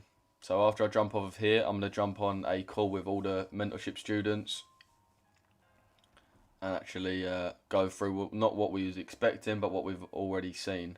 So the pre-London's from 6 AM to 8 AM, which is when we're live with our mentorship students, following through, basically saying what we want to see. And then I'm also going to be doing our post one, where after I go through what we've seen and obviously how you could have traded it and whatnot, which I think is definitely going to help the members a lot more. But that's going to be starting next week. What risk per trade on average and trades on average per month/year? So I take normally on average 2 trades a week. This week I've actually taken quite a lot more than that, but my average is about 2 a week. Maybe a little bit more recently, to be fair. 2 to 3 I'd say on average a week. And then in terms of risk, I'll either risk 1% or 0.5% if that's a live funded. If it's on a funded challenge, then I'll risk either 1 or 2%.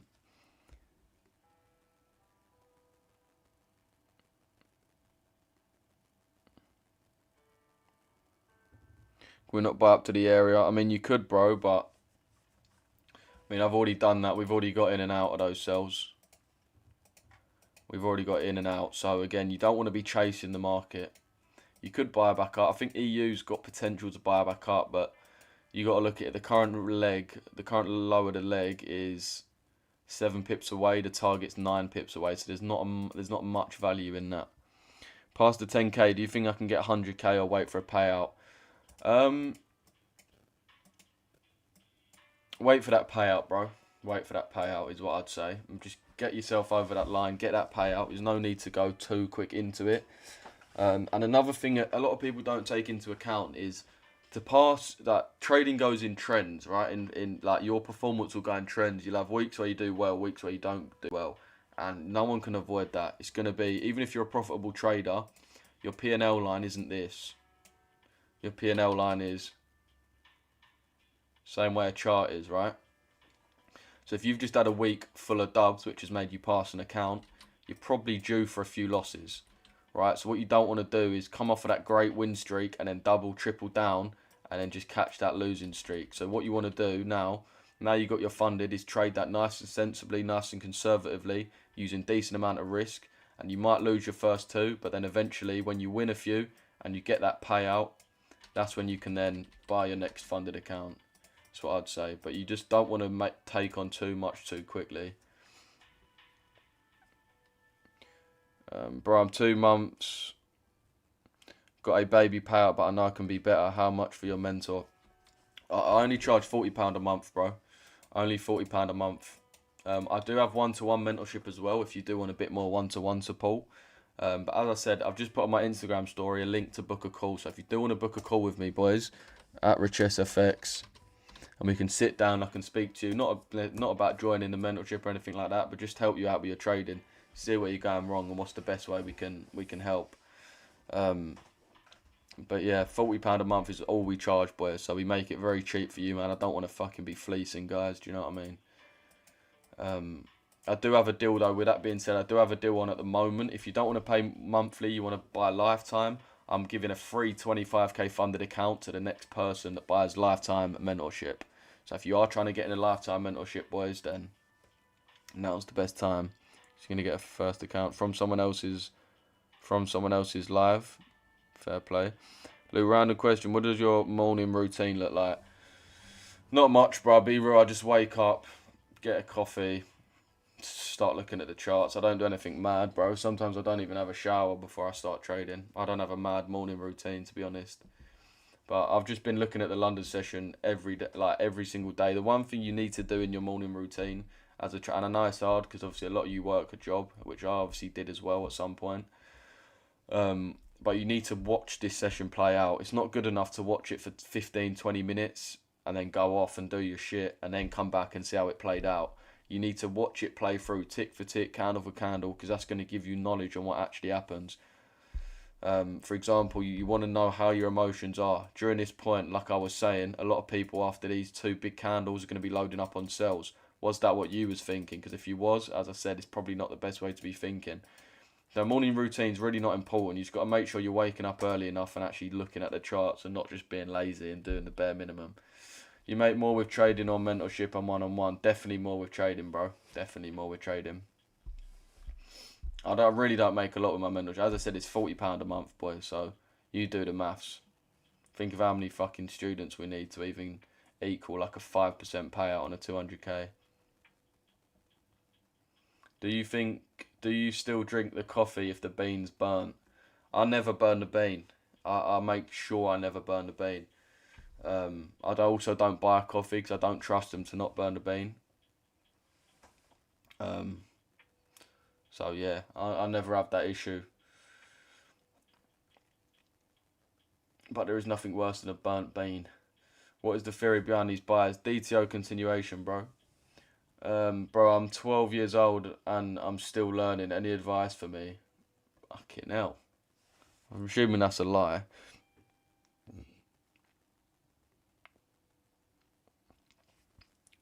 Boys, if I missed any comments, just put them in the chat again. I'm not ignoring no one, but the chat's just, I'm reading YouTube chat and TikTok chat, so just put in the chat right now. Just spam your comment in the chat if I've missed it. I'm a sell. Are you probably going to target the order block based on how... Yeah, that's what I'm looking for, bro. Lou, do you recommend for the profit target on 200k at 6, 8 or 10? I'd say 8%, bro. 8%, that's what I always go for. So we're looking for price, as I said, to trade up to this order block here, and then we're going to look for confirmations for sells. I don't think entering too early is going to be the key. People are just going to be getting stopped out for jumping in too soon. As I said, boys, on my Instagram, if you want to book a call, just go on my story. Even this, you can see this is most likely going to get ran through. DXY, yeah, we're waiting for it to close below one of these fair value gaps. As I said, if we close below this, then the EU-GU sell is going to be happening ASAP. If we close below this, then it's what we suspected. We're going to continue down to our order block. The equivalent POI for us on the DXY to that order block is basically a fill of this opening gap right here. So we want to see price fill that, trade into that and fill it. But we want to see a close below this to really confirm that. Can I copy your indicator settings? Yeah, bro, just send me a DM, man, and I'll send you over my settings. 12-year get to school. I didn't know till yesterday Jim Skin made music. Yeah, bro. What we drinking? Where we all linking? If they ain't 10, we ain't link. I can't even remember how it goes. If they ain't 10, we ain't meeting. If you're 12 years old, I don't know, is your mind even developed enough for you to actually trade? What's up, Lou? I'm just joining. Nice to see you, Jay. I was wondering where you was, man. Nice to see you in here, bro. Do you know anything about E8 funded? Not really, bro. I'll be real. I always say go with Alpha Capital Group. I don't know anything about E8 funding. Actually, I do know about them. I think they are decent, to be fair, but the only firm that I'd actually put my word behind would be Alpha Capital Group, because I know them. Goofing, a year older than you. Oh, fair. Oh wait, I didn't see your other. I didn't see your other comment, Universal. You make me laugh. To be fair, Universal. You always just say something, and I'm like, and then the next comment is, do Just goofing around. Where are you from, Universal? You American? EJ entry's shaping up. Did you not get into that first one in the end, bro? But yeah, EJ's coming down nicely. As I said, we do want to just be nice and chilled out. We don't need to worry about missing the move. We're just waiting for JPY to trade into this order block, and then we'll get the move down. So both yen pairs and dollar pairs, it's just a matter of waiting. And remember, all the time you're waiting is the more chance you've got of winning. Because this is all people getting stopped out. All people placing sells, sells, sells, sells, sells. And they're all just getting stopped out. So the more you wait, the higher chance you got of winning, boys. Same on the dollar. The more you wait, the higher chance you got of winning. All these people are placing sells. They're all getting liquidated. You're still in. You're still ready, primed. You still got your fucking pew ready. I think we can use the 12-year-old as a social experiment. Hasn't seen life. Will trading be faster to pick up for him? They should teach trading in school. I don't think they should teach trading in school. The thing is, what people always say about school, they always go, they don't teach that in school. It's like, well, they do if you actually fucking pay attention. People say they don't teach about mortgages in school. They taught me about mortgages in school. I did go to a public school, by the way, before people say. But that's actually something I would say to you, loser trader. If you are actually 12, is pay attention in school. People are going to give you advice and say, don't pay attention in school. You should definitely pay attention in school, 100%. I paid attention in school and it served me so well. Now people say, oh, they don't teach you about loans, they don't teach you about this, that. You can literally take economics in school, as long as you don't fuck about from year 7 to year 9, and you've done alright, so you can actually choose it as a subject. You can pick economics, and you learn about economics for 2 years. You learn about how economies work, how international trade works, government objectives, interest rates, economic growth, how businesses work. You do learn loads in school, especially if I know you said you're Asian, but if you are in the UK, you've got one of the best education systems in the world. And again, people always love to hate on people that are from this country and don't realise, love to hate on our education system. They don't realise. Speak to an Uber driver next time you're here. Ask them, like, why they're in this country, and they'll tell you, to put my kids for education. As soon as my kid's done education, I'm going back. That's what a lot of them will tell you. They're not here for a laugh. They're here because of our education system, the opportunities it brings to their kids. I don't drive, bro.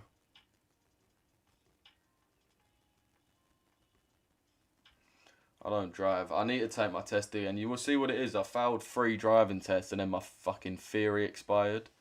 So I've got to redo my theory and I've just been putting it off. Obviously, the way I've been living as well is, so we had an office in Canary Wharf for about a year. About a year and a half, something like that. And we had a driver for that, so a driver would just pick me up in the morning and take me home at night, so I didn't need to drive, and I just couldn't be asked as well. And then I lived in Asia for the next year after that, so obviously didn't need to drive there. I was just getting either on a ped or just fucking getting grabs about, or the Uber equivalent. But yeah, I need to fucking get my test. I do need to pass my test, bro. It's poor that I ain't. But yeah, I failed bare times. I'm not one of these bums that just ain't actually learned to drive. I can fucking drive, but I'm a shit driver, innit? I'll be real. I'm a good trader, shit driver. I've failed so many tests. Want me to teach you? I've got 3 million miles experience. Fucking hell. What are you, a fucking pilot or something, bruv? Or a truck driver or something? Whereabouts are you from, Simon? I would actually way rather be taught by someone who understands trading. I don't know why. I think it would be better. 1 win yesterday, 1L today, 1.8 for the week. GG. Yeah, lovely. That's all you need, man. 50% win rate with good RR is all you need. Is the DXY? Okay, yeah, the DXY did close below, so that's really confirmed to me at this point that we should now break this next low and continue down to fill our gap. We should really continue down to fill the gap and then have that move. So for GU, we should now really break this high and then hopefully reach this and then move. EU, we should really break this high now and then get that move there. So I think we're looking pretty decent right now. We've got about an hour and a half until this news comes through.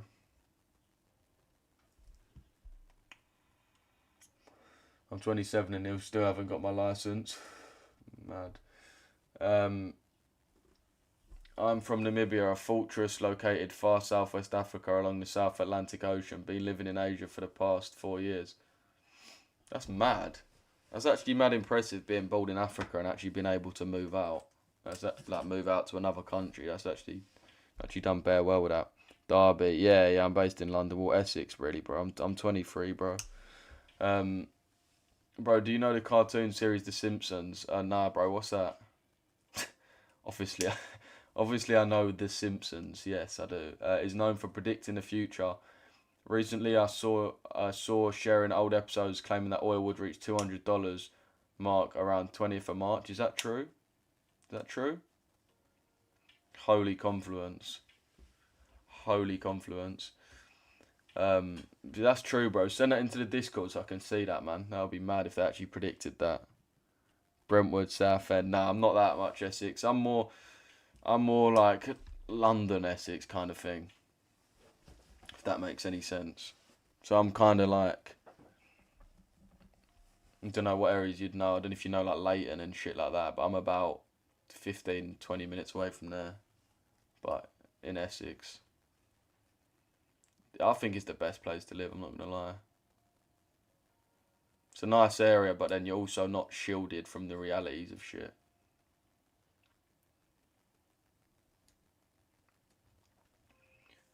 You as boys with Ed and HS, nah, bro.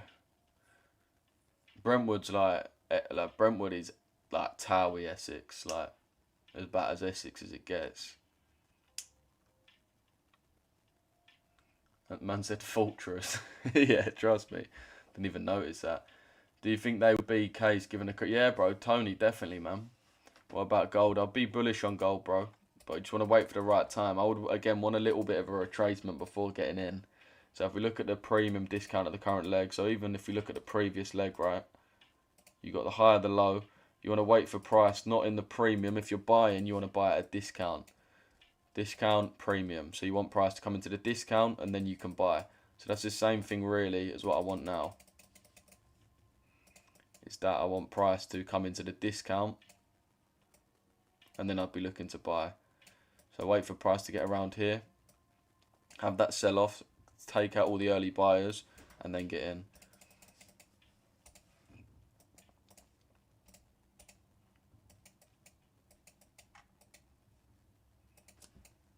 EJ. Hola, bro. What you saying, bro? Chigwell. Yeah, near Chigwell.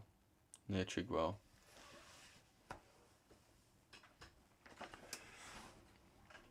Again, Chigwell's like banging area. Chigwell's banging. I'm up Sheffield Nil, but I lived in Dagenham and Barking. Nice. That's where my like, grandparents and that are from. Basically, my whole family's from there, really. What was your IG again, bro? My IG is Richesse FX, bro. So again, just go on my story if you do want to book a call with me, or even just pop up to my story and drop me a message on DM. Oh. That's better if you book a call, I'll be honest. You're going to get a lot more value out of that. To be fair, a lot of man from Essex do well. Yeah, man, it's a good area. It's a really good area. Good thing about Essex is that everyone sort of knows someone who actually has money. Even if you don't have it yourself, everyone's like dad's got a mate who's minted, or like their friend from school maybe his dad is minted or something like that. So you always realise that he's actually like it's possible basically. Whereas a lot of people that grow up in these sort of forgotten towns or like shithole areas of London, they don't see it as possible, like subconsciously. Maybe I'm reaching, I don't know, but I do think that does come into it. Been there up once for Top Golf, yeah, good old Top. Everyone knows about Top Golf, don't they? Where does the name Richesse come from? It means wealth in French, and the reason why we made it wealth in French, is because the country with the highest GDP per capita, which doesn't mean there's the most money in the country, that would be America. But the thing is with America is you got people that have loads of money, people that are dead broke. The country with the best GDP per capita is Monaco, which means on average everyone in the team of Monaco is doing well, like better than everyone else on average. which is what we want for our community. We don't want it to just be me and Mace eating. We want all of you, man, everyone in the community to be doing well on a level. And obviously the language spoken in Monaco is French, so wealth in French is richesse. That's where it comes from, bro. Yo, Luke, yesterday's EJ buys milked another 30 pips. Lovely, Jay. You've been eating, bro. You've been eating nicely. I used to live in Ashford, Kent, but I'm from Oz. Mad. Going from Australia to Kent's heavy, bro. Heavy. Still waiting for the EU short. Yeah, bro. Yeah, man. You know, Colney, I used to live next door to Dappy. Colney, in North London. I only know it because of Arsenal's training. Arsenal's, what do you call it? Academy. London Colney. You're only live on TikTok. Nah, bro. So I'm live on YouTube as well, man. We've got about 170 people in the YouTube stream. If you want to see my full face and that. My YouTube is the same as my Instagram, boys. Richesse FX. So if you do want to go watch on there, then yeah. Used to watch you last year. Great catching up again, mate. You too, Walter, mate. Nice to see you again, brother. Kent OT, yeah, trust me. There's a lot of, I'm not even going to say the word, but there's a lot of them around there. News at 12:30. Probably not going to get them shorts today now. You might do. I mean, you can just wait for the... Oh, you can just wait for the news to play out anyway. Mind you, we are pushing up now. We are pushing up now. Remember, even if we push up with some fast momentum, that's not a problem because we're not being impulsive. We're waiting for our level. So if we push up with momentum, we can still get the move. And again, boys, don't worry about not catching it. As I said, look, think about where our target is. Even if you've got to wait for that news, our target is 60 pips away on EU. And on GU, it's 100 pips away. 130 pips away. So don't worry, there's still definitely going to be opportunities there. Okay, this is where, again, a lot of people are going to be selling from this point, I guarantee you. A lot of people are going to be selling from here. Top of this fair value gap, so a lot of people are going to be trying to get in preemptively. Again, I think it's too early for them to be selling. So we can watch in real time the early sellers get taken out. We may run, but I'm not interested if we run from here. You support Arsenal? Yeah, bro. A lot of gypsies, bro, in Kent. Used to watch last year. Great catching. Oh yeah, nice one, bro. You worried about those equal highs above the EU we marked up? I'm not really too worried about it because obviously the reason we take these, I mean, they are something to consider, but the reason why we take these is if we need to generate liquidity. But as we've seen, again, this is the importance of actually watching the market live. As we've seen, is a lot of people have already been taken out. We're already going to be liquidating a lot of people on the way up. So there's no need to take a further amount of liquidity unless we are just genuinely searching for higher prices, in which case, like, we're cooked anyway. So, yeah, I don't think there's necessarily that much need to do it. But that's why it's important watching the markets live, because you may not realise that if you're not watching. But when you're watching, you can see in real time these people getting induced by these big candles and then getting stopped out. It's not a coincidence the way every time we print these big, huge black candles, price then comes up and takes it out. Look, big candles printed, price takes it out. Big candles printed, price takes it out. Big candles printed. What do you think is going to happen? See, let's go on the 5 minutes so we can actually see it. React.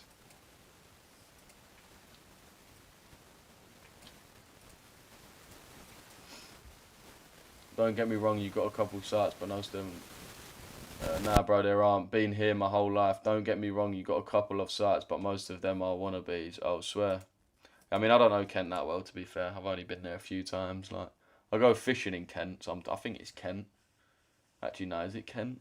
I think it is. That's where I go fishing sometimes.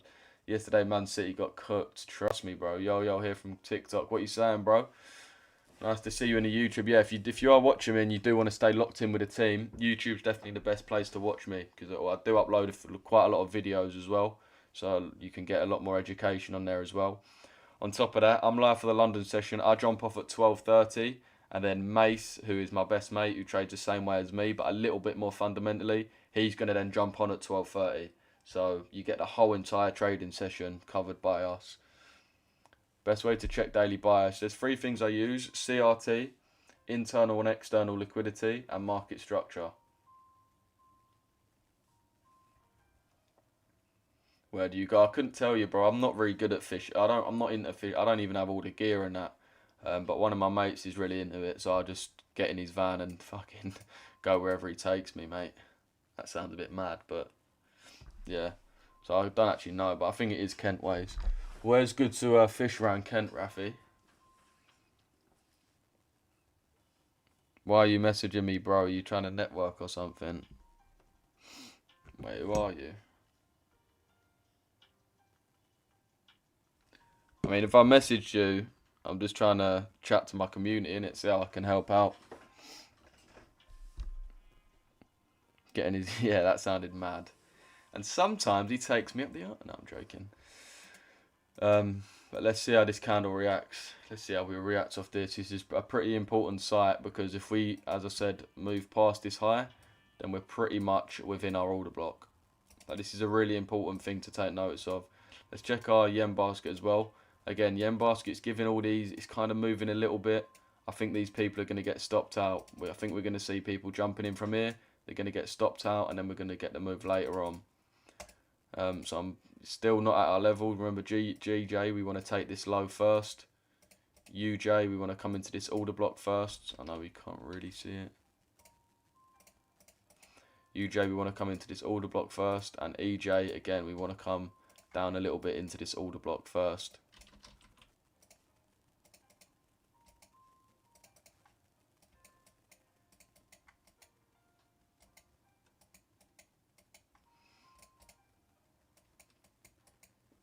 If I missed any comments, Jay, like I said, just ask them again, just spam them in the chat. I'm from Medway, like 20 minutes away from Blue Water. What about Lakeside? Did you remember that one day where Jim Skin's aura was insane in Lakeside? Did you actually feel the aura pulse? Or May's got crazy fundamental knowledge, man. Yeah, trust me, bro. Trust me. Carp fishing, Lou. Yeah, no, I more go sea fishing, bro. Yeah, sea fishing. That's what I prefer.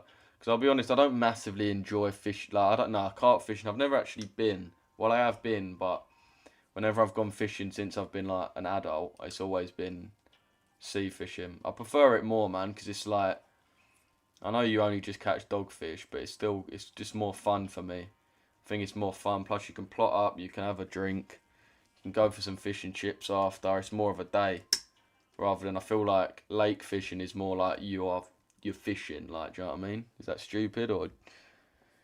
How far is EU and G for hitting that sell zone? There was a big difference earlier. So EU is currently 8 pips off, 9 pips off. GU is currently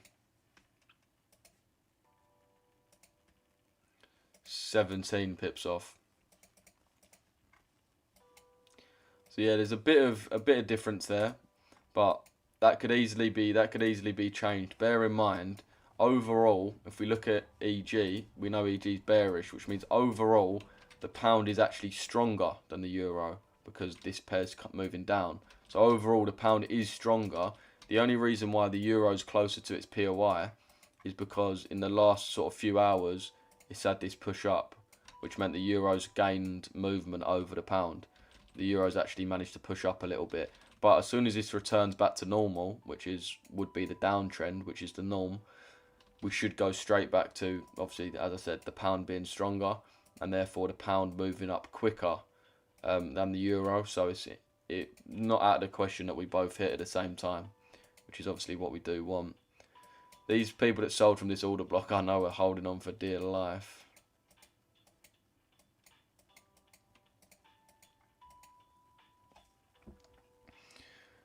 We need GU to pick his feet up. Yeah, exactly, bro. Exactly, brother. Everyone double tap the screen, man. Everyone drop some likes on this live right now. What are your Asia times? 11. Wait, what? Okay, yeah. Bear in mind the clocks have changed. It's normally 11. It's normally 11 to 7, but here it is obviously 12 till 6. But at the end of the month, that will change as the clocks realign. But right now, it is 12 till 6. There's no need to know, though, bro. Just use my indicator. It marks it on for you. Normally, it's 11 till 7, though. Now here, if we normally go and get some deck chairs and a speaker and a couple crates, yeah, man, that's what I like doing when I'm fishing. But I think it's better at the beach. It's more of a vibe. I like going when it's nice and not nice and warm, but when the sun's shining. It's a whole thing. I don't really like fishing enough to just go on a day where it's like cold and more windy and that. But yeah, man, it is a vibe, man. It is a vibe. How you see EU in the 4 hour? Bearish on the 4 hour, bro. We're just waiting for that point to get hit, the way we can start looking at sells, which is only about 8 pips off, so we're not miles away. GBP AUD. Yeah, I'm using your indicator. Yeah. That's why, because the clocks went back, bro. 1 to 7. GBP AUD. A lot of people trade Aussie pairs, don't they?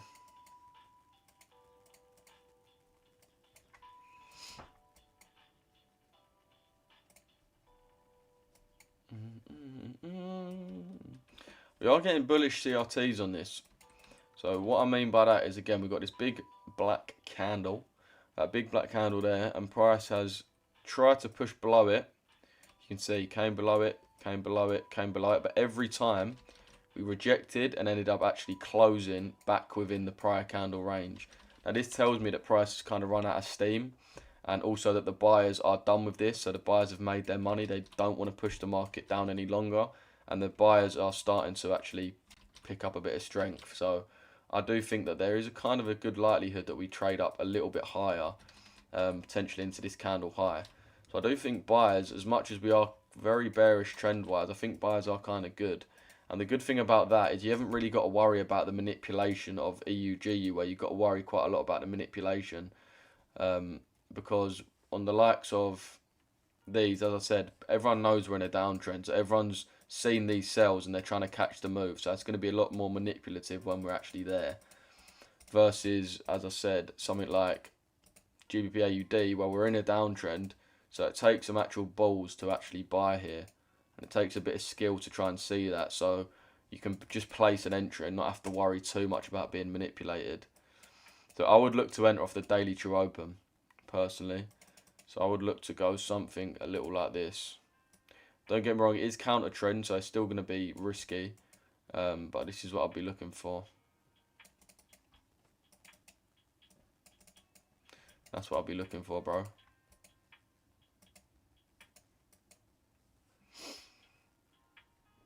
Yeah, Rafi, I knew someone was going to say that. I've gemmed you on Discord for your indicator setting. Sweet, bro. Lol, just had a scam with your name. Tried to get me to sign a form on Discord, unless it's Lou trying to take my money. Yeah. Chat, if you join my Discord, I will never message you first. I will never get you to sign a form. I'll never ask you for money in crypto. Whoever it is, they're a scammer. If you want to message me, you have to message me first. Oh. You have to message me first. You try to find where he is and kick him out.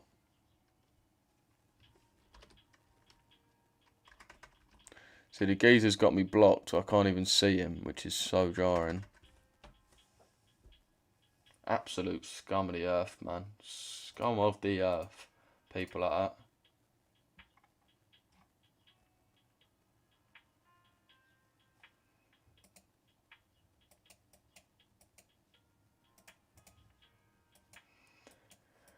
Yeah, we can see sellers are kind of battling over this level, but I do think they'll lose. I'm learning so much, thank you, Lou. No worries, bro. As I said, there's just a link that's been sent into the live now to book a call. So if you are trying to lock in and ask me a few questions or get a bit of help with your trading, then book a call, man, and we can sit down for half hour and go through some of your trades or some of your losses, some of your wins, and see how you can improve.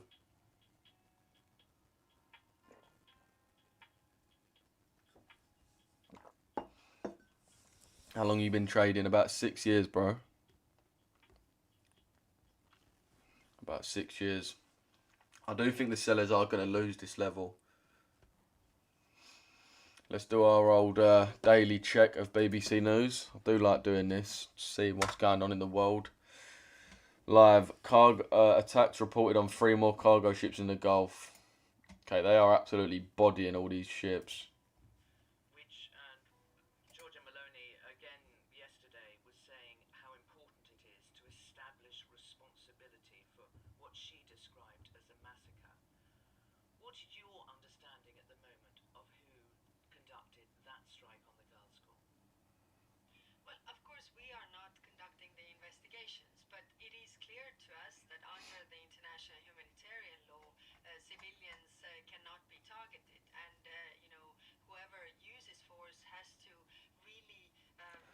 I really dislike the international law. It's not real. International law is not real. It's just ridiculous thing. International law. All right, let's say America breaks every single international law in the world. Who's gonna say shit? Say China break every single international law in the world. Who's gonna say shit? Russia literally have broken international law by invading Ukraine, and no one sent their troops to protect them. Can we just stop this whole internet? Oh, they've broken international law. It's not real. It's a fugazi. It's a fugazi. It's like the scene in Wolf of Wall Street. It's not real. It's not. It doesn't mean anything. They need to stop referring to international law. It's not real. It's not a thing. It doesn't exist. Shit, how long you took it to become profitable? 2 years, bro. 2 years. Me, bro. I'll protect them. Don't worry. Me. What is bro got cooking? They get fines and sanctions. I mean, they know they get fines and sanctions, and they still break the law anyway. Like, so it sort of defeats the whole point. Do you know what I mean? International law is for the weak folks. Yeah, trust me. I mean, we've got J Jimmy over here who is actually American, and he's even saying it. It's fuel, fairy dust. Yeah, trust me. Yeah, that's what he says, isn't it? It's fairy dust. Literally, bro. Literally, if I missed any comments, boys, just put them again in the chat. Just spam your comments in. I'm not ignoring everyone. I'm just trying to read 2 chats at the same time. So, you can see prices running out of steam, but as I said, that is because few sellers are stepping in, but I do think the buyers are eventually going to win this level, and we are going to go higher.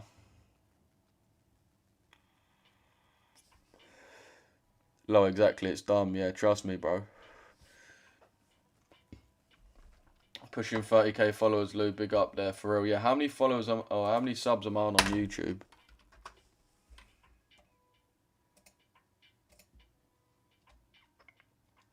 Oh, yeah, we're on 28.9k followers or subscribers. Everyone subscribe to the channel, man. If you're not already subscribed, best channel on YouTube. To be fair, is it the best channel on YouTube? Definitely up there.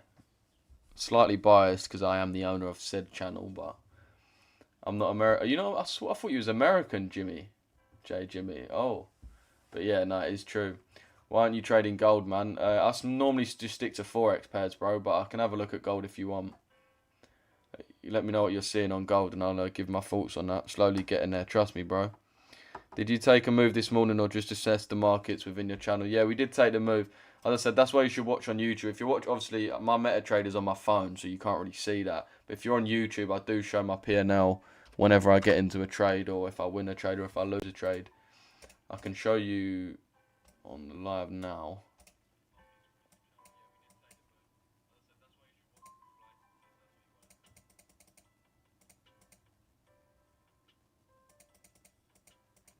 Gonna have to find the exact moment where I showed it.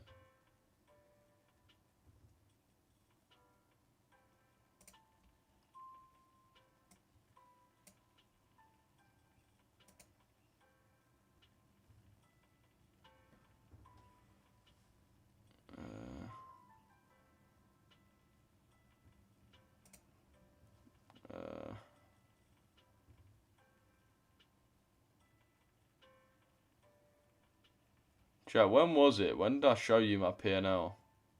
It was before this, I'm sure it was.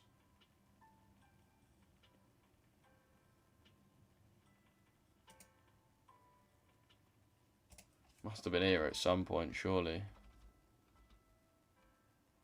Oh no, it's before that. Let me try to find it.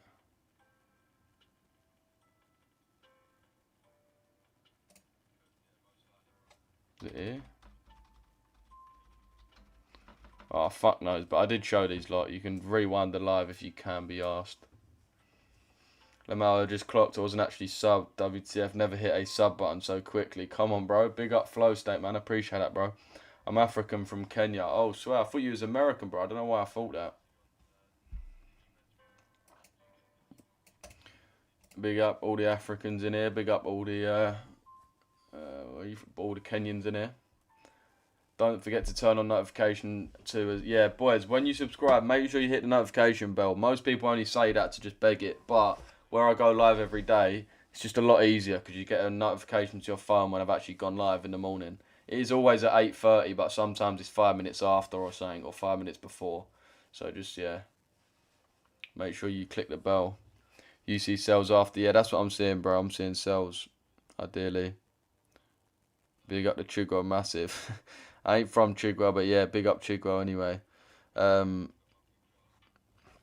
big 'em up. Big 'em up.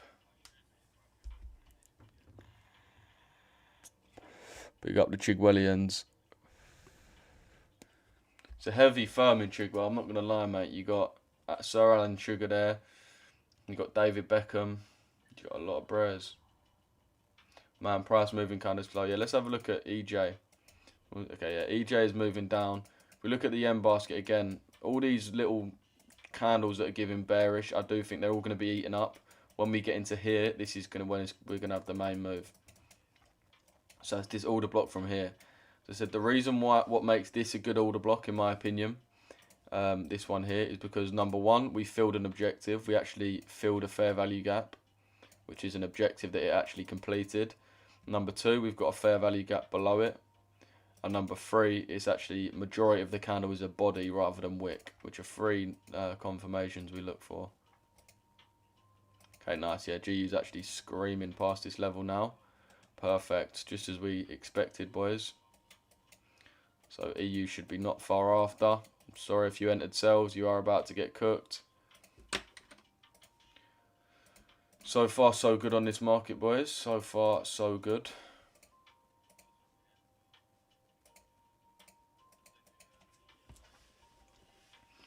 How do you see DXY? So DXY, we're just looking for it to... Okay, we're actually getting close now.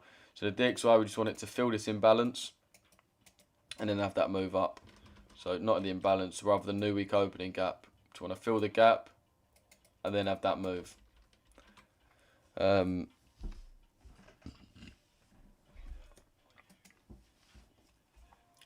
Looks like EU and GU are getting a little bit closer aligned. As I said, if we look at EG, right, yeah, so this is what I was talking about earlier. EG, as soon as it returns back to this normal trend, which is bearish, that will mean that the pound is going to be getting a lot stronger than the euro, which will mean that eventually this EU and GU will catch up, so they should hit their level at the same time. They are getting a bit closer now, so GU is now 11 pips off, EU is 7.3. So yeah, now they're only about 4 pips off each other. So that's what I mean by they can definitely become aligned. And obviously the DXY is just getting there to fill this. We ideally want a full fill before we hit anything. Again, I think these bearish candles are just going to be inducing people to get in who are eventually going to be getting cooked. Yeah, we're dumping on EJ. Yeah, just as we'd want, man. There we go. As I said, everyone that's trying to sell here, they're going to get cooked. Everyone that's getting stopped out, the more you wait, the more people that are losing to make way for you to win when we do hit the actual good point. Just be a little bit disciplined. Just takes a little bit of discipline and you're all right. Okay, yeah, we are getting closer and closer to this level now.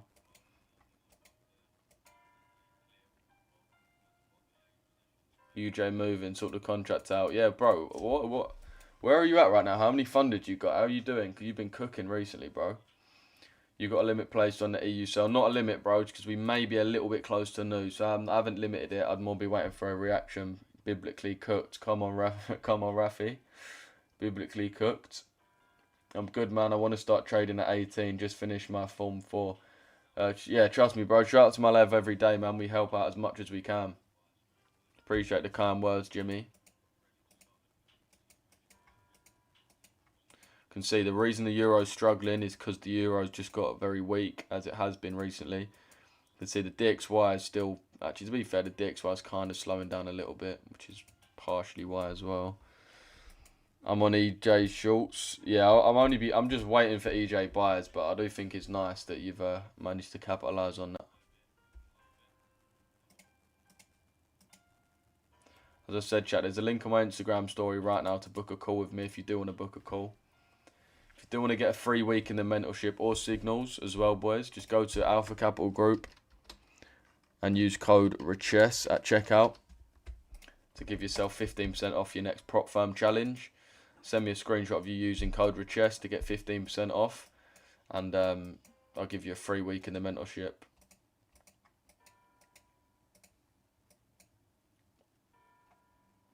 What about those equal highs on EU? Yeah, as I was sort of saying earlier, those equal highs for me aren't too much of a problem because we've already taken a good amount of liquidity through all the people that have been selling here. We're only going to go with that if we need to take the liquidity. It's definitely something to consider, but we normally only worry about it if we need to take liquidity. But you can see here, there's been a lot of people been getting stopped out in this leg. That's the importance of following the market through live and not looking at it in hindsight. When we're following it live, we can actively see the inducement and people getting stopped out. Inducement, people getting stopped out. Inducement, and then eventually, I think people will eventually get stopped out on this too. So I don't think there's going to be much need to generate that liquidity, as a lot of sellers have already been taken out of the market and a lot of buyers have probably now been induced into the market.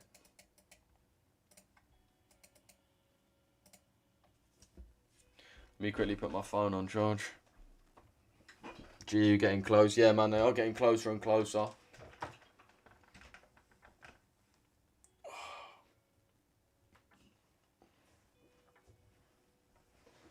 My love is strong, my love is so where I wanna be. Oh, nice, we should just pop up past this high. 185 people in this YouTube stream. Everyone drop a like on the stream, man. If I've missed your comments, boys, just spam it in the chat again. GU getting close. TP hit, let's go. Nice trades. Nice.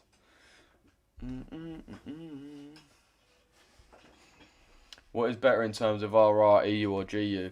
Well, GU's got a lot more to come down to, but it's also stronger. So, you see, EU's only got, from this order block, 60 pips, whereas GU from the order block to our target has got 126 pips. So GU's got double the amount, so therefore your RR is going to be double. But with that being said, the pound is stronger, so it's obviously going to be harder for it to actually reach that. But like we were saying about the alignment, we are now 8.5 pips off GU, and EU we are 5 pips off. So yeah, we're getting a lot closer to being in alignment now, and obviously we are very close to now filling this full gap. So everything so far has really been running perfectly as expected.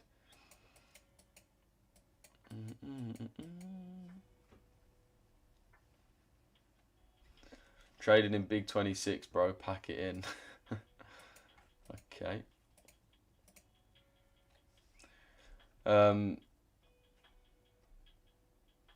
Long on EU and GU short. Only short term, yeah. Overall, we are looking for the sells. I can't lie, I was bearish coming into London Open on EU after Asia High. We tapped into 4-hour imbalance. Yeah, I'm bearish as well, but we're just waiting for the right time. That's the key thing. We're not jumping in too early. We're just waiting for the perfect time to actually get in. You don't want to hit it too early. That's when you get fucked over, basically. Okay, we're very close to this order block now. Did you say when you execute a trade? Yeah, bro. If you was in the trade, if you was in the live from the start, you would have seen me get in and out of this. I do have a signal group where I do send my trades in. But yeah, we got out of this GU trade already. Could have held it for longer, but there's no bother there. Alright, we are 3 pips away on GU. And we are pretty much about to tap in on EU as well. We have tapped in now. Okay, nice. So that's that trade completed now. So now we can actually look for sells. Now we've actually got our level hit. Now we can actually look for sells. Price will consolidate before selling off, in my opinion. Why do you think that, bro?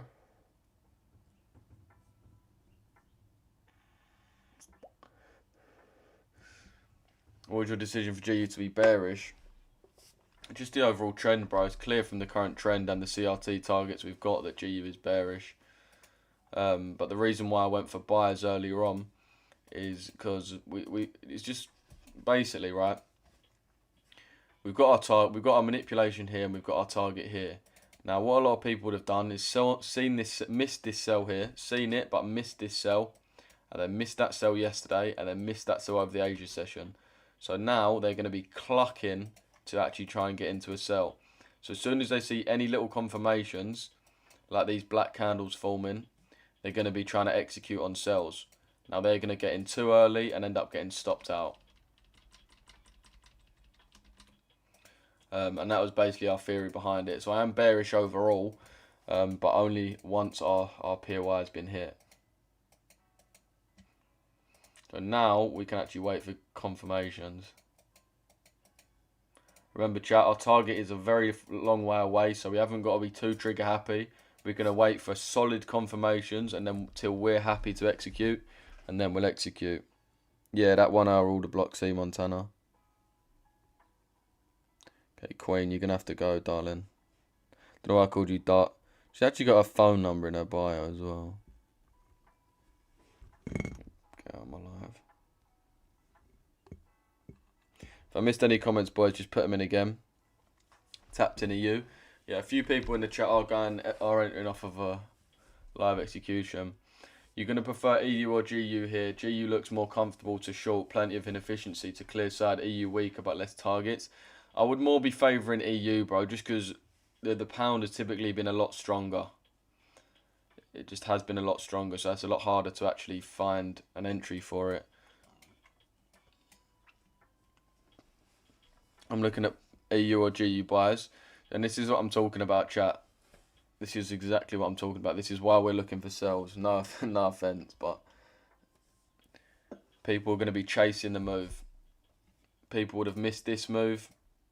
They then would have missed this move, and now they're itching to catch that next move. When really, we've taken a more sensible approach. We got in buys nice and low, and we've just waited for our bearish point to hit. So we're not chasing price every time it runs. We're not chasing it.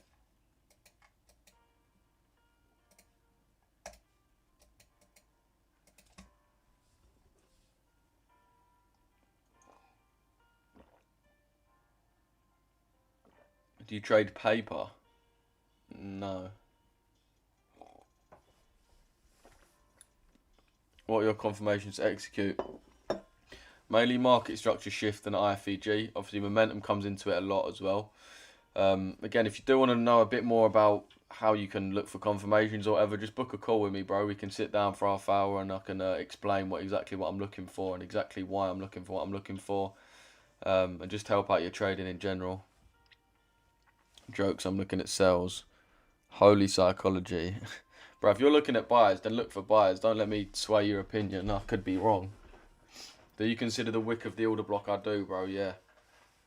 Is it smart to short both EU and GU at the same time, or is that putting too much risk? That's putting too much risk. If you did want to do that, then split your risk between the two so it equals to one position.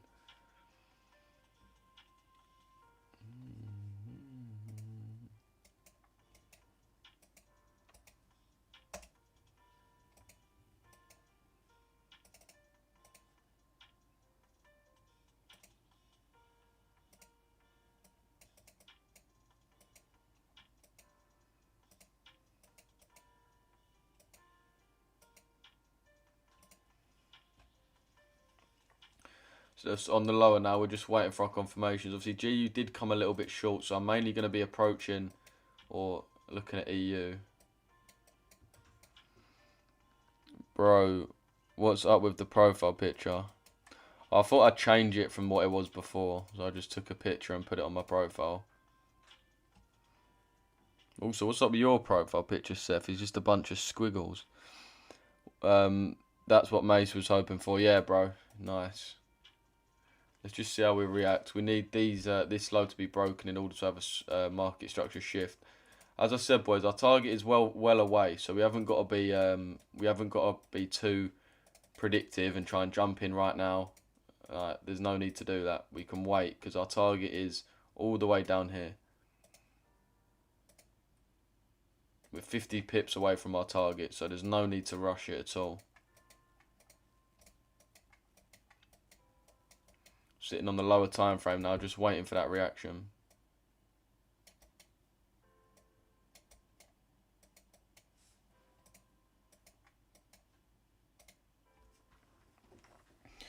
Euro USD below 1.15 today. Yeah, I mean, we do have that news coming through as well. Where are you targeting, bro? I might low-key swing to this daily CRT. Yeah, that's what I'm looking for, bro. That's what I'm saying. We haven't got to jump in too quick because the target is very nice. We haven't got to jump in too quick.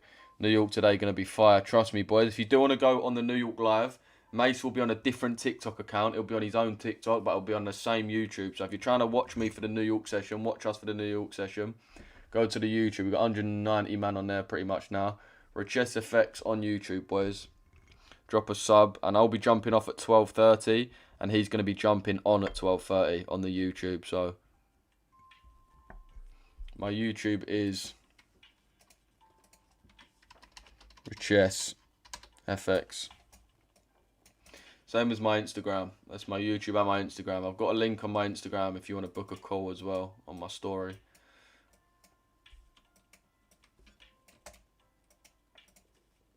Keep our eye on the DXY as well. Got that 2 breaks that we was looking for. That sell-off and that sell-off. Both really nice so far this morning. As I said, there's no need to be too preemptive with the sell. There's no need for that. We've got a decent target, so just chill out. Is your mentorship suitable for a beginner? 100%, eh? Tell you what, your best bet is to go to my Instagram right now and book in a call with me so I can sit down and actually explain a little bit to you before you pull the trigger on that. But yeah, it's absolutely, like, it's great for a beginner. Or arguably better because then you haven't got any shit ideas in your head.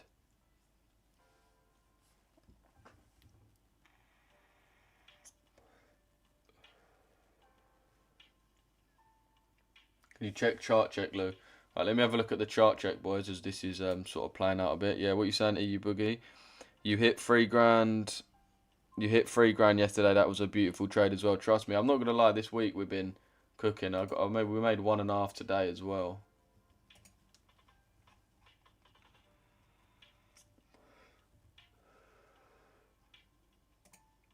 Let's have a look at chart checks. So chart checks is a section on our Discord where people can send their trades in.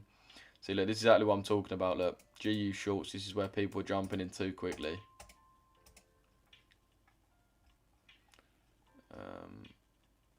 Where's Josh?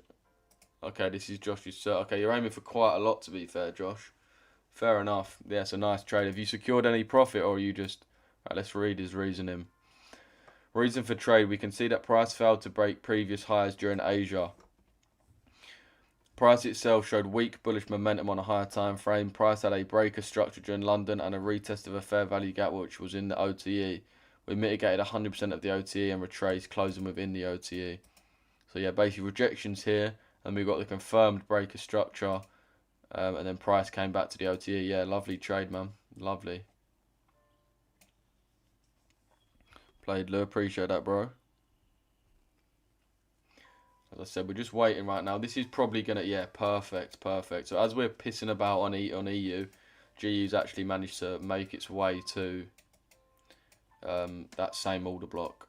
So let's mark out the low of this. So now we can actually look for both to move in alignment and both break this low. DXY as well has fully filled this, which is exactly what we wanted.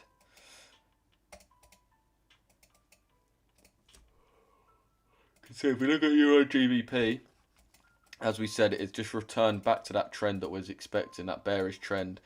And you can see the momentum's really heated up. So we are just giga dumping now, which means the pound is getting very, very strong and the euro is getting very, very weak. Well, not necessarily both, but one or the other. And really it is the pound's strength. So the pound's really picked up a bit of strength here. So it's going to be a lot more difficult to try and catch the pound sell rather than the euro. The euro sell's more kind of just going with the flow. So I would ideally look to trade the euro trade, the EU sell rather than the GU sell.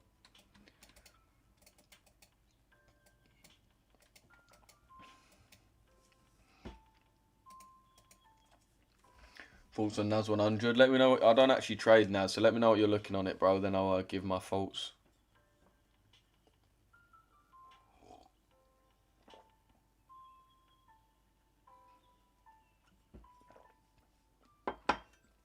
GBP CHF. What are you seeing on that, bro? Most likely going to look for buys, considering the pound is very strong. What do you need to see to enter EU? Yeah, I want to see a market structure shift, bro. I'd normally look to enter off of a inversion fair value gap, which is a bit more of a preemptive entry. But with this one, where we've got such big targets, I mean, even the Asia low from where we are is 30 pips, which is enough for a trade in itself. And we're even looking to go to that CRT low, which is about 55 pips. So there's no need to enter too quick. We can be nice and relaxed, wait for our confirmation, and then execute. Remember, chat, the market's going to punish the emotional trader that's always chasing.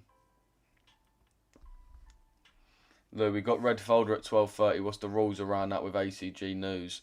So yeah, with Alpha Capital Group, you basically just can't close or open a trade. I think it's 3 minutes before news. I do 5 minutes anyway, but so you basically can't close or open a trade 5 minutes before or after news. So if you're in the trade, that's absolutely fine. Are you going to hold during 12:30 red folder? We'll see, bro. As I said, what I'm actually going to be doing is I'm going to be jumping off at 12:30, and then Macy's going to be jumping on. So if you want to catch the whole market and see how we actually continue with this, I have been on live for about 3 hours now. So I'm going to do till 12:30, and then Macy's going to jump on. We have different TikToks, but the same YouTube. So yeah. And if you do want to book in a call with me, as I said, just go to my Instagram. You can book in a call.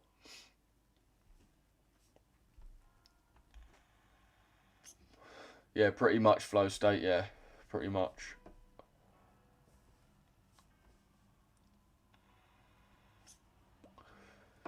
YouTube cooking right now. We got 190 man in here.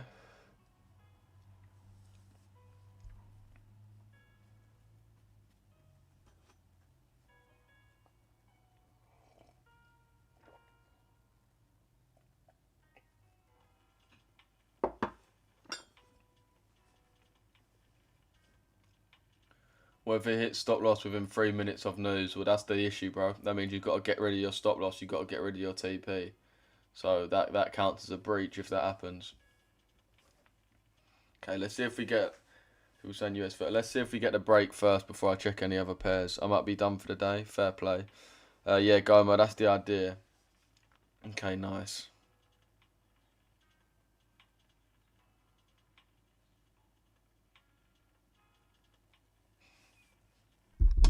Nice.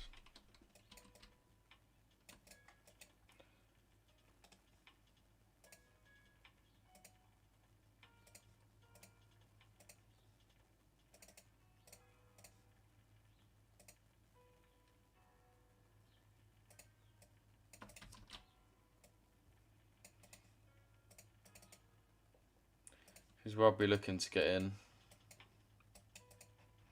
Really nice reaction from that order block chat. This is, again, the power of actually fucking being patient and just waiting for our level to get hit. All these people that got cooked are now making way for us. This is why we're waterfalling right now. Because all these people that was being too impatient are all getting cooked.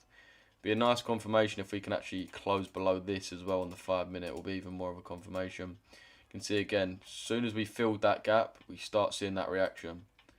That's just a matter of being a little bit patient. And you can find your trade. So yeah, you are valid to enter this one now, however you want to get in. Whether you want to live execute, whatever you want to do, you're valid to get in now. If you want to go for something like this, if you're a bit more worried, you want to live execute and aim for something like this, you can do that. You can do something like this, entry a bit higher. It's kind of up to you now how you actually want to execute the trade. I would be going most likely something like this.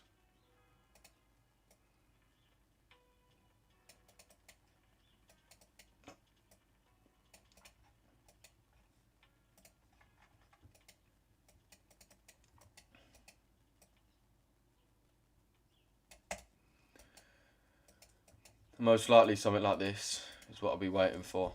So let's let that leg complete and hopefully we can start to retrace and give us a nice entry. I've got news in 37 minutes, bear in mind. I've really seen the value of patience in trading. Yeah, man, 100%.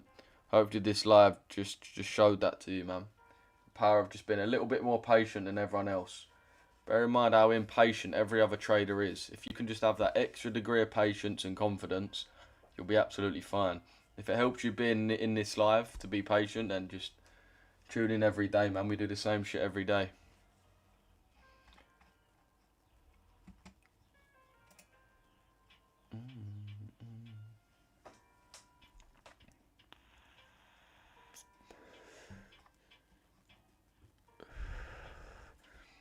As I said, chat, if you do want to jump on a call with me so we can have a little chat one-to-one, I can sit down with you for half an hour and see a few of your trades, see where you went wrong, see where you could really improve. Just go to my Instagram story. I've got a link to book a call there. I've got 100 man in the TikTok right now, 200 man in the YouTube stream. We've got 300 man locked in right now. You can see how nicely we're playing off this order block though.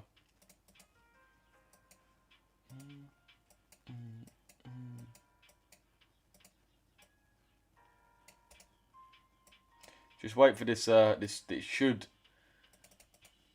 chill out for a second and then retrace and then get the move. We want to wait for this to chill out a little bit. As I said, if you're getting mad FOMO, you can live execute it if you really want. You can get in, as I said, straight away.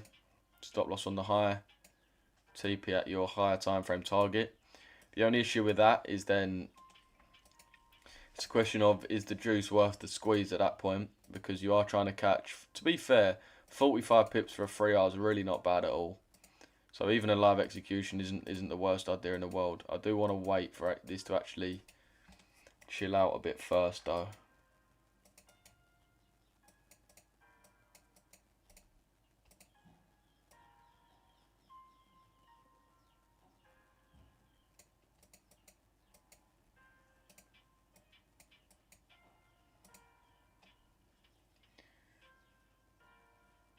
Impatient calls 2% of my challenge account last week. Yeah, man, it's just a learning curve though, bro. Can't be too. Where you TP if you enter Asia low? Wait, what do you mean, bro? Do you really? Yeah, it's ready for sales now, boys. I'll be real. Did you get in the trade and are you getting in this one? Yeah, I did get in the buy up, bro, and I'm looking to get into this sell as well. As I said, if you're watching on YouTube, you'll be able to see my P&L as I'm getting in. Nice chat. Stream is growing right now. Shows realness pays off, boys. I do come live every day and trade live in front of you, man. You can see what we do clearly works. The advice we do give is fucking top tier. Got a limit at 5593. Yeah, nice. I'm assuming it's this fair value gap here. Looks like we may have actually made the low. Hopefully we can chill out and actually make the low there.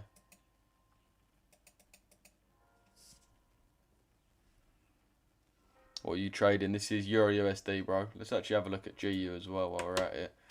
Okay, nice. So GU's actually inverted this fair value gap as well, which normally is a good entry as well. If you re-tap onto this fair value gap, is normally a good entry.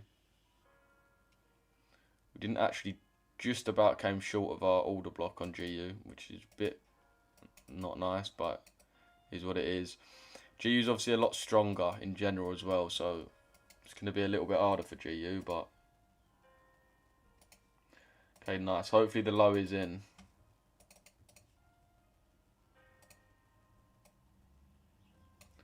Hopefully the low's in.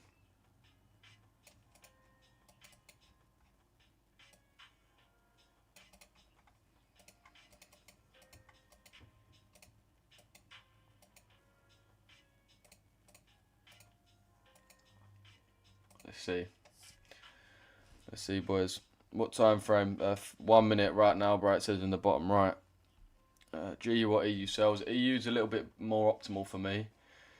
Do you think with the unemployment claims we might see a wick sweeping out the London high and then running down? Potentially, bro. That's the thing with news, man. No one really knows. Even if you sort of have got a good idea of what the result of news is going to be, you don't actually know how price is going to react. It's not necessarily about what the actual result of news is. It's if it's unexpected, is what really calls the news. So the news, for example, could be really weak, really bearish for the dollar, but that doesn't mean that the dollar's necessarily going to go down. It's if people was expecting it to be really weak, then price will just move kind of steady. If people was expecting the news to be strong for the dollar and then it's weak, that's when you get those fucking big news moves. So yeah. Gold, please. We'll check gold in a sec, bro. It's fucking game time right now on EUGU, so let's check that for a sec. 210 man in the YouTube, 100 man in the TikTok. Let's go, chat.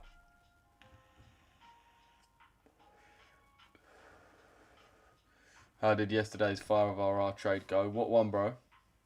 You mean the Euro JPY? Let's actually quickly check the M basket. Yeah, we're still expecting the M basket to continue a little bit.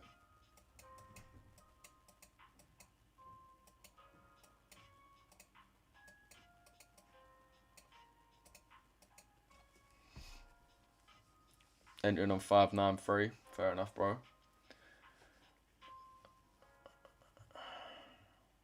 Let's wait for this to play out, boys. Lives are popping off right now, boys. Make sure you drop a follow if you're watching on TikTok. Drop a sub if you're watching on YouTube. Chat, I'm going to jump off at 12:30 and Macy's going to jump straight on at 12:30 again. So when it comes to 12:30, I'm going to be off, but just refresh your YouTube for 2 seconds and then Macy's going to be straight back on and we'll see exactly how it plays out. If you're watching on TikTok, boys, I'm live on YouTube right now. We've got over 200 man watching us right now. So go to the YouTube stream. Only need 0.7% to pass my account. Nice, bro. You probably don't even need to take this then. This is going to be quite a high RR trade.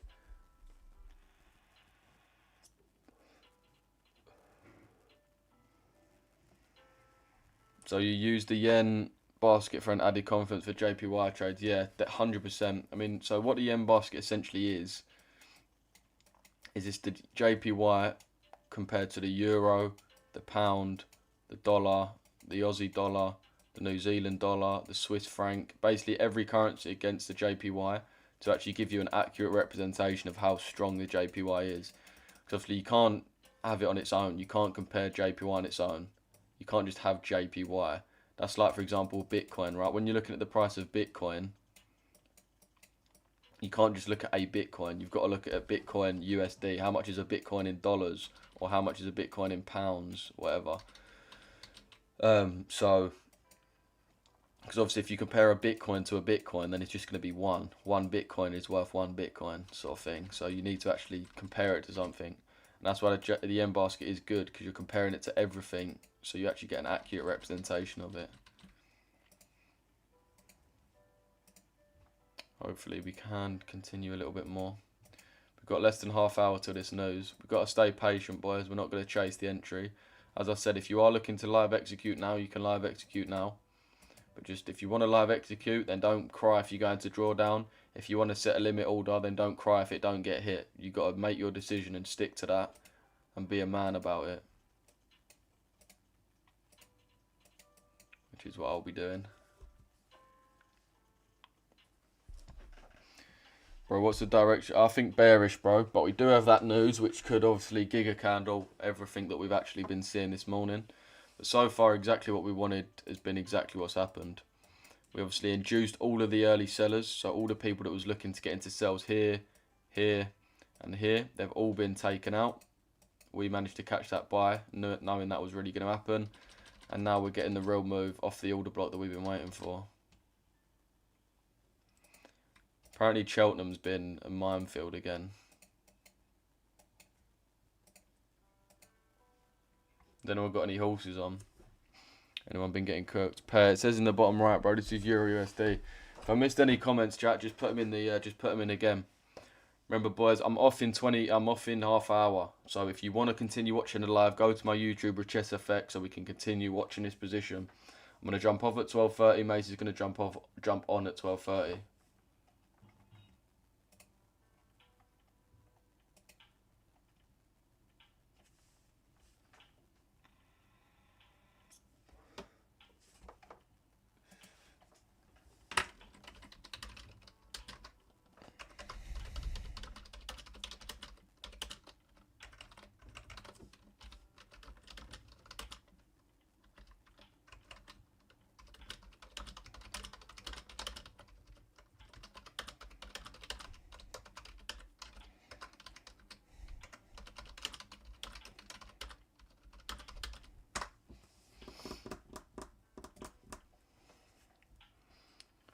Shorts ain't holding.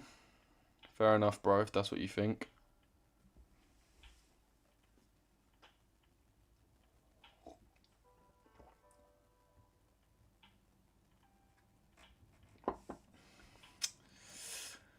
Shorts are holding a little bit too well right now. We are still hoping for price to make a low and then retrace a little bit. What we're hoping for ideally is that we can get a little bit of an inducement sell-off from this order block. So hopefully sellers start stepping in a little bit from this order block, which pushes the market down enough for us to actually get in. Same for like this, potentially could push price up a bit. This hopefully can push price up a bit. Hopefully we don't just absolutely run. I mean, if you put a limit straight on the order block, you're laughing anyway, but you can see we called it to the absolute T so far, chat. To the absolute T.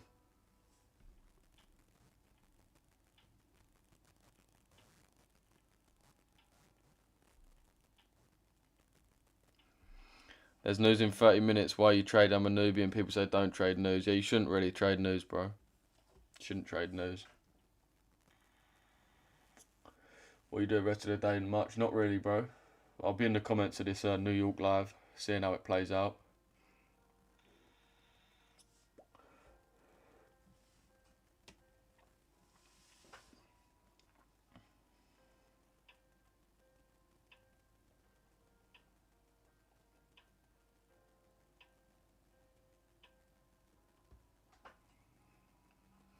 Why did you buy today? Because we knew the mindset of traders. We know the mindset of traders. So what most traders have seen is most traders were aware that the market was bearish, but what they've seen is a sell-off here, which they probably missed, sell-off here, which they probably missed, here, which they probably missed, and here, which they probably missed.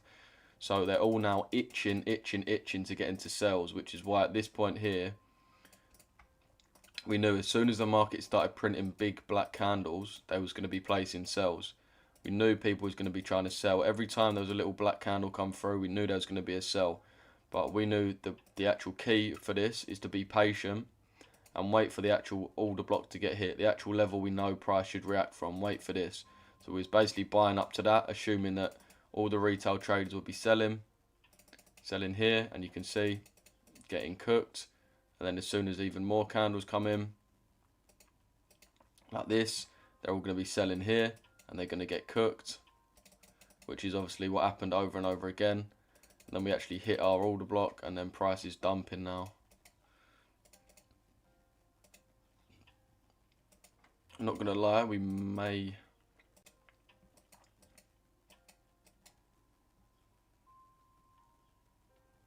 If I missed any comments, boys, just put them in the chat again.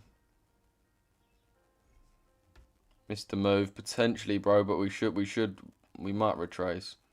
Bear in mind we got news, boys, so I'm not really too bothered if I'm being honest. I'm happy that what we're seeing has played out. We already caught the buyers up anyway.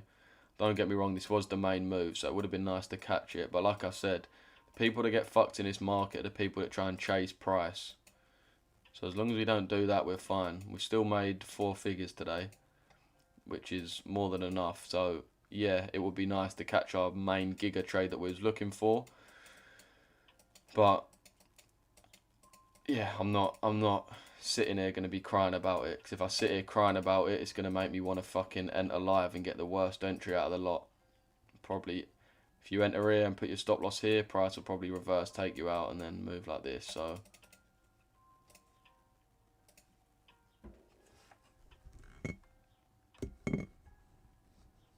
well, I got cooked, but thanks for the explanation. I know why SL got hit. Yeah, bro.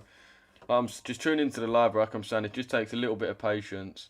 Man, EU dumping, FOMO, GU gone. Yeah, just chill out a bit. You lot just need to chill out a little bit. Don't worry too much. The retracement's still very much possible. Just chill out a little bit. Let me quickly...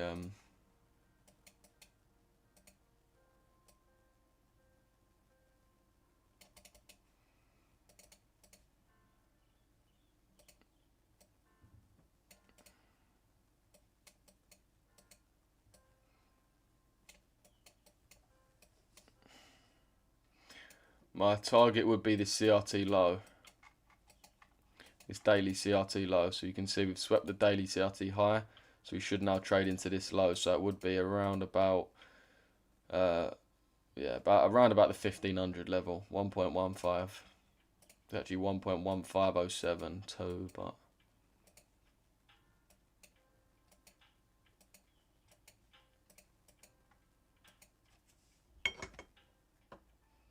market execute. Yeah, we're getting a lot of people market executing. I'll go away for 5 minutes. Look at UJ. Yeah, nice. So UJ's actually hit our point that we was looking to buy from now, and it's giving that nice reaction. So we could be looking for buyers on this as well. GJ and EJ not really at the level. Neither's the M basket, so UJ might be. Well, it's only really moving based on dollar strength, to be honest with you.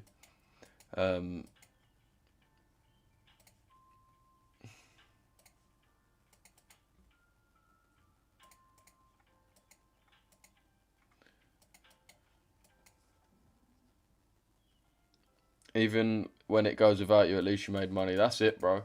And the thing is, chat, that most people lack is the long term of it. Like, cool. If you caught this trade, is it nice? Yes, I would have earned a lot of money. But is it going to change your life? Not really. It's not going to change your life, is it? The main thing is that you called a market correctly. If you called a market correctly, you know how the London session moves. We knew it was going to move up here, and then we knew it was going to move down here. You may miss the move, but it's not going to happen every time. If you call the market this accurately every day, you're going to get what you deserve. So you got to look a little bit long term. Don't look at it as I've missed a trade. Look at it as I've actually caught the direction of the market. And it may be a tough pill to swallow that you've actually missed it, but you're still seeing good things. You're still seeing good signs. And just remember, it's about actually becoming a good trader. It doesn't really matter. If this trade wins or loses for you, it's not really going to change much. What is going to change is you actually being a good trader. So if you've managed to call the level correctly with me, then you got nothing to be annoyed about. Nothing to be annoyed about at all.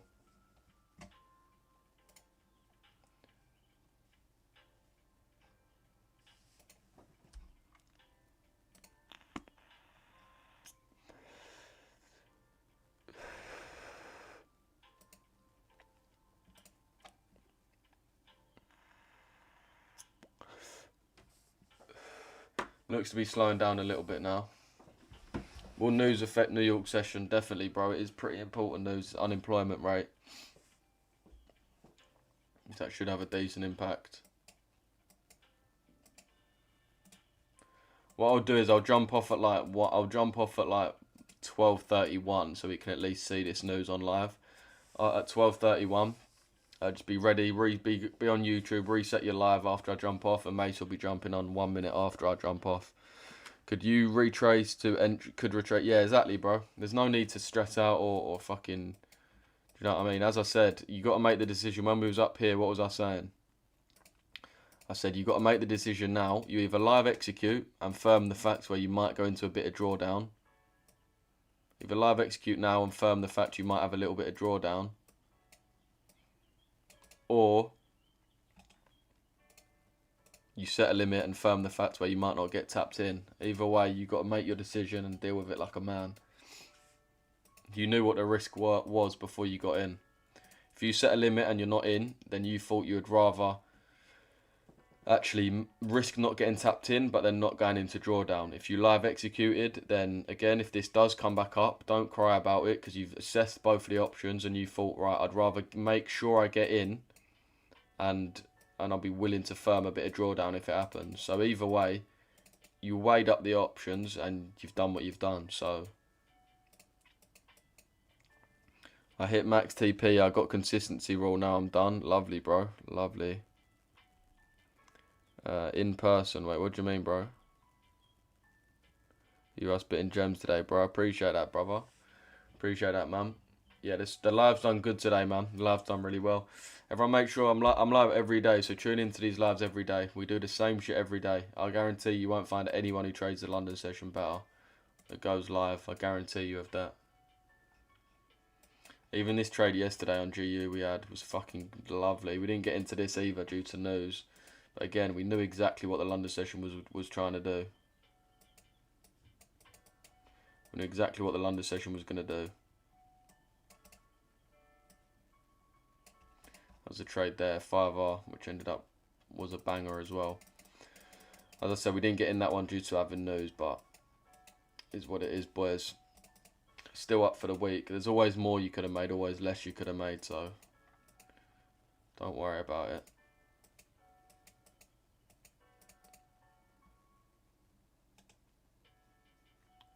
Yeah, the DXY, hopefully we can get some sellers stepping in that's going to push it down to then go higher. We need to be at an actual point where sellers are going to see it as decent to start stepping in, to push us down to then go higher. Same thing for EU and GU.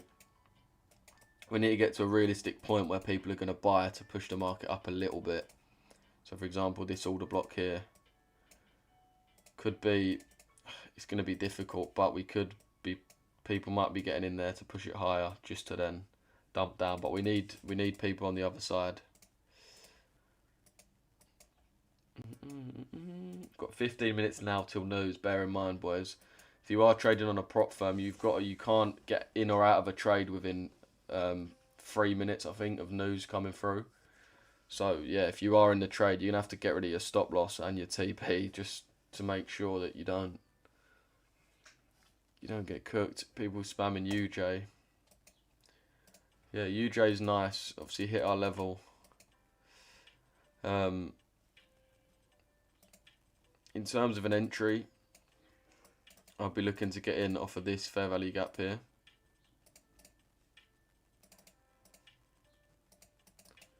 On that low, TP, stop loss on that low, entry there, and then aiming for this Asia high. It's about a 3.5 to 1. That's what I'll be looking to do on UJ.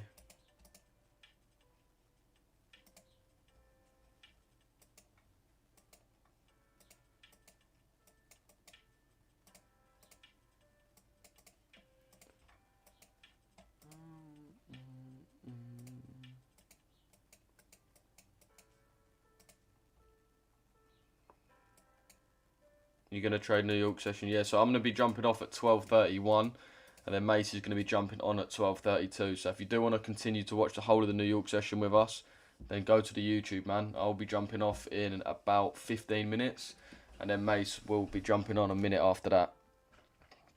So you get the whole session traded through with us.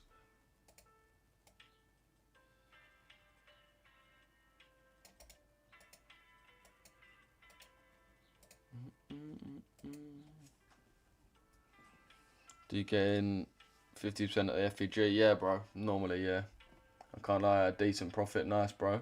If you sign up with the alpha code, do we get 1 week signal or mentorship? Can't remember. It's up to you, bro. Whichever one you want.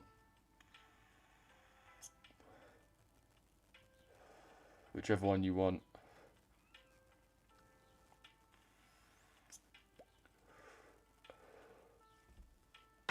GU chart looking better.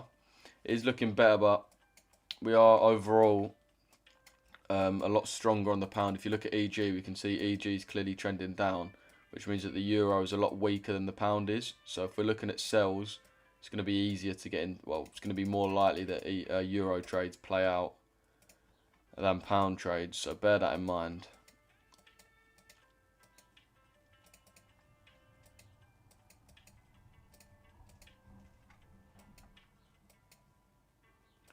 Shit is dragging, bro.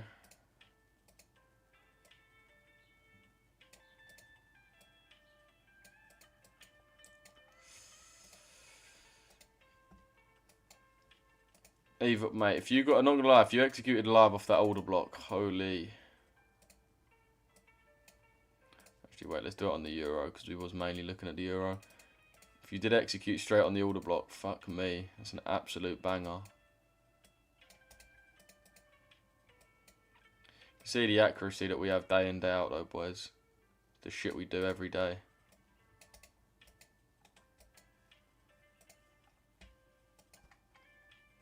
Again, boys, if you do want to book a call with me so we can sit down, I can have a little word with you about your trading, how you can improve. If you go on my Instagram story, I've got a link to book a call on there right now. So GJ Bud's better than EJ, yeah, bro. Do you guys think there'll be entries on the New York session? Yeah, there should be, bro. Lou, how do I show proof I used the code? I just bought a funded 2 days ago. Just send me a screenshot of the checkout or something, bro. Do you post educational content on YouTube? Yeah, bro. Lots of educational content over on my YouTube channel. Lots of educational content there. Definitely recommend you guys watch that.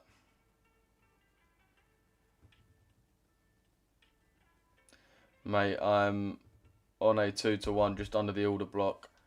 You could charge for this stream alone. Appreciate that, bro. I mean, no one's really doing it like this, I'll be honest. Everyone says they can trade, but no one will come live and call shit with this much accuracy. But yeah, boys, we do have mentorship and signals available. I'd say the best way to do it is just book a call with me, man. Go to my Instagram at RichesseFX and book a call. And I can help you out in whatever way you can. You ever trade Nasdaq? Nah, bro, I don't really trade futures, to be honest. I've always traded Forex. I just find it a lot easier. There's a lot more you can go off on Forex as well. That's the main difference for me. Is with the Nasdaq, it always moves up. So all it's gonna do is just try and manipulate people and then eventually move up. Like, that's just all it will do. Whereas with Forex, it can trend down, it can trend up, based on actually fundamental things, what's going on in the world. Whereas Nasdaq, we know it's always gonna go up. So all it's going to do is just manipulate. It's never going to trend really nicely. You're never going to be able to catch nice trend continuations like this, where we literally have a clean breaker structure, nice retracement up to it, an order block, and then a sell-off. You're never going to be able to do this on the Nasdaq because it always moves up. So all we're doing is constantly just chopping around and manipulating people. Like, if I show you it now, if you go on the higher time frame, I mean, look at this. Even if you go on the daily, look at this. Just sideways, it's just chopping people about, it's just manipulating people. It's so much harder to trade. We know it will eventually go up, so all it's doing is just manipulating the buyers, manipulating the sellers. It's just manipulating so hard. Whereas EU and G, you just move. They just move in trends. You can see, look, clearly bullish trend here. Clear manipulation and a clear start of a bearish trend starting to form. It's a lot easier to trade. But yeah, people just see, okay, this is actually running way better than I would have expected. That's a little bit annoying, chat, I'm not going to lie. We do have news in 9 minutes time though, so it's one of those. Either way, as I said, if you catch the market to the T like this day in, day out, you're gonna get your reward. We've already made 4 figures today, low 4 figures, only made £1.5 grand, but £1.5 grand on half risk on just one account is fucking calm. Oh. Learning every day. Appreciate that, Joe, man. Yeah, in my mentorship, I do a pre-London stream, and I'm going to start to do a post-London stream as well. So from 6 AM to 8 AM in the mentorship, we do go live and break down basically exactly what we're looking for. So you would have got a lot more, well, you would have been a little bit more advanced, or a bit more knowledge in advance that we was looking for this and then this. So we do a pre-London stream breaking down what we're looking for the session, and then a post-London stream where we go over what we've actually seen, and give you a bit of information into that. Bro, Richesse, I'm definitely going to be speaking to you soon about mentorship. 100%, bro. You based in the UK? Yeah, we are, Jimmy.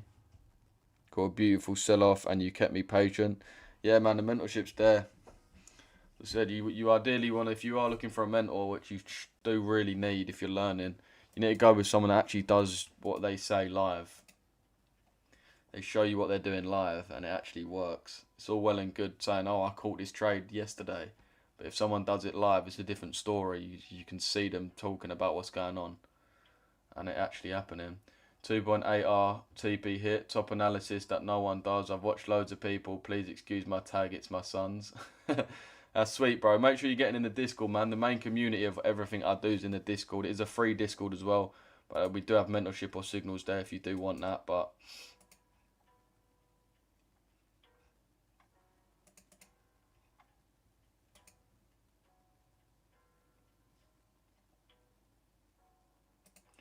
another student getting a payout this morning. Every payout thanks to my mentors. Big up to whoever that is. I think, is that a woman? I don't even know. I can't. You man can't see. But yeah, nice payout there, boys. No better place to be, man. If you actually want to learn how to trade off someone that clearly does this shit. Go to my Instagram, boys, Richesse Effects. You can book a call with me on my story. Or you can just pop up to me on Instagram and have a word with me.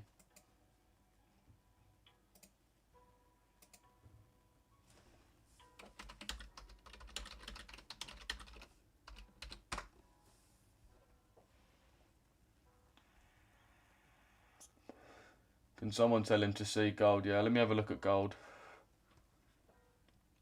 We're bullish on gold, as I said. We do want to wait for price to get into the discount, though. So yeah, I'd really be looking for this discount fair value gap to be tapped into, which we actually just have done, to be fair. So yeah, I would be looking for buyers around this fair value gap, as I said. I want my stop loss nice and clear at these lows, though. And then just aiming for the top of this. Once we start taking out these highs, we should just run, because there's so many equal highs above. Like, obviously, it was a bit different here. We've only got 1, 2. But then here, if you look on gold, we've got 1, 2, 3, 4, 5, 6, 7, 8, 9, 10. All of these equal highs. So once we start moving up to these highs, we're just going to be running away. When there's all these highs like this, it's normally not like a big retracement like that. It's normally just small retracement, small. So you should actually have a really, really nice trade coming through on gold pretty soon.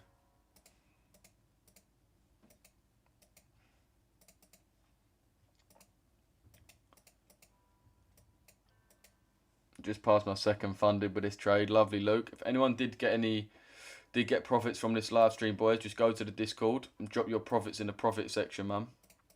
Let's see some people eating today. Let's see some people eating.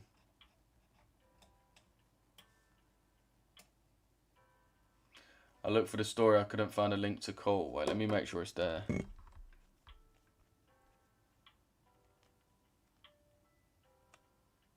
Wow, it's not uploaded. Holy fuck. Really? 2 hours ago I put it on there and it's not uploaded. Are you taking the fucking piss? Okay, the link on my... It's not actually there because... Instagram is fucking useless of an app. I swear to God, it's useless, bruv. Alright, we got news in 5 minutes. Less than 5 minutes. I'm going to be watching that news and I'm going to jump off and let Mace come through. Just give it 2 seconds, boys, and it will jump on. Correlation between EU and gold. Not massively, bro. Not massively. Came to this channel 2 weeks ago, and man, the difference is clear. Big ups. Appreciate that, bro. Big up to everyone showing support, man. Yeah, everyone who's said about booking a call with me. That story's still uploading, which is fucking ridiculous, but just let it upload. I'll make sure the story's uploaded after I jump off. But yeah, boys, if you're watching on TikTok or YouTube, I'm gonna be jumping off TikTok and YouTube in 3 minutes after this news comes through, and then Mace is gonna be jumping on straight away. So I'm gonna be jumping off at 12:31, and then Mason's going to be jumping on at 12:32. So you'll be straight on if you are trying to continue to see how we play out and actually catch some more trades. Then go on the YouTube stream, man. Macy's going to come through and be your host for the New York session. But let's see how this news plays out in 3 minutes. Yeah, once I jump off, I'll make sure that link's sorted on my Instagram as well. Let's see, boys. We've got news in 2 minutes' time. 2 minutes' time.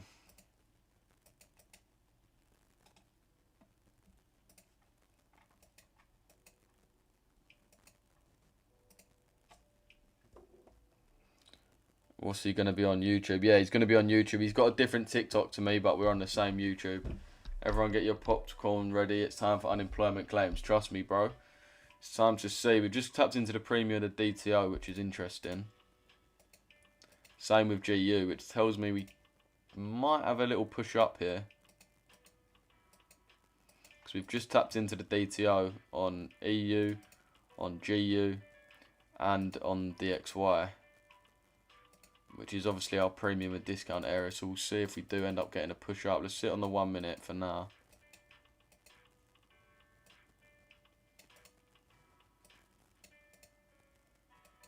Alright, 1 minute left, chat.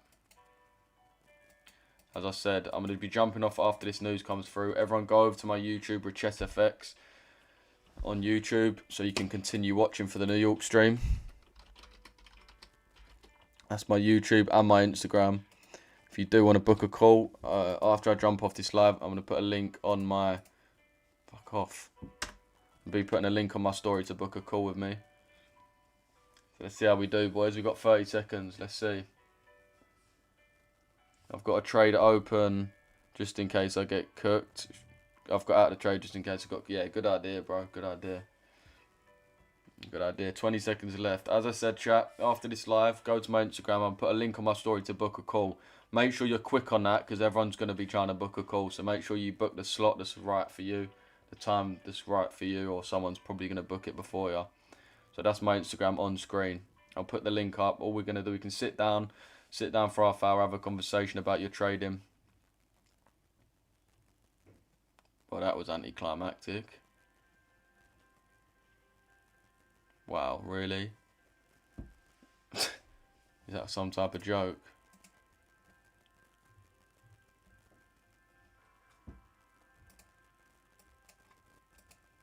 Is that genuinely some type of joke? So news moved about 3 pips. Fucking hell, really? Is it even out yet, or have America fucked it? Alright, and this is what we're saying. This is why it didn't move. So the previous was 213, the forecast was 214, and it was like 1,000 off. So they basically got the prediction spot on, which is why we didn't move at all, basically. Okay, well that's that. That's the news anyway. It kind of went in our direction though. Price, you can see, is just continuing to move down. But yeah, that's that. It didn't really do anything. 2k payout going to be requested on the 25th. Lovely, bro. Lovely stuff. Yeah, basically, yeah, exactly. But yeah, boys, appreciate you lot tuning in. I'm going to jump off now. If you do want to get in the YouTube stream, we're going to jump off YouTube and jump straight back on in 1 minute's time. So everyone go to the YouTube. We're going to be jumping on. I'll be in the comments. Macy's going to be your host. And we're going to try to catch some more trades. Bear in mind, JPYs should be ready to move soon. New York session. London session was really looking at our EUGUs. New York session, our JPYs should be ready to move. So we're definitely going to have some nice trades over New York, boys. So make sure everyone gets in the New York stream. And I appreciate all you man watching. If you want to send me a message, just send me a DM. I'll get back to you ASAP. Go to my Instagram at RichesseFX, and I'm about to put a link on my story to book a call. So everyone go there, book a call with me, or just pop up to the story and drop me a message and I can have a word with you. But yeah, if you are trying to have a little 30-minute sit down, I can look through some of your entries, some of your trades, explain how you could do better and just help you out a little bit. Then yeah, make sure you book a call on my Instagram story. It's going to be up in 2 seconds time. But yeah, I appreciate all you man watching, and I'll catch you in the next live, people. Sweet, boys. That was a very good live, to be fair. 3k, I thought we had more man in there than that. 4k, fair enough. How many followers do we get from that? 50 followers, that's decent. Yeah, boys, I appreciate all you man tuning in. You man know the love on YouTube. Big up to everyone.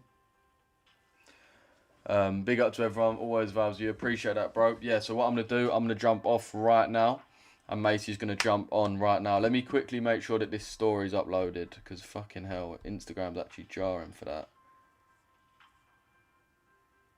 I don't think it's going to stay. I think I'm going to have to do it again. It's honestly terrible. It really is, man. It really is terrible. Really, really is terrible.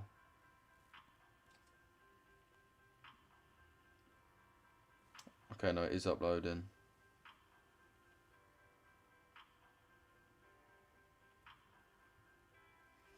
Right, chat, I've just posted that on my Instagram story. If you do want to book a call, then just click that link on my Instagram and book a call. Or just pop up to my story and drop me a message. If you are trying to have a little sit down. And boys,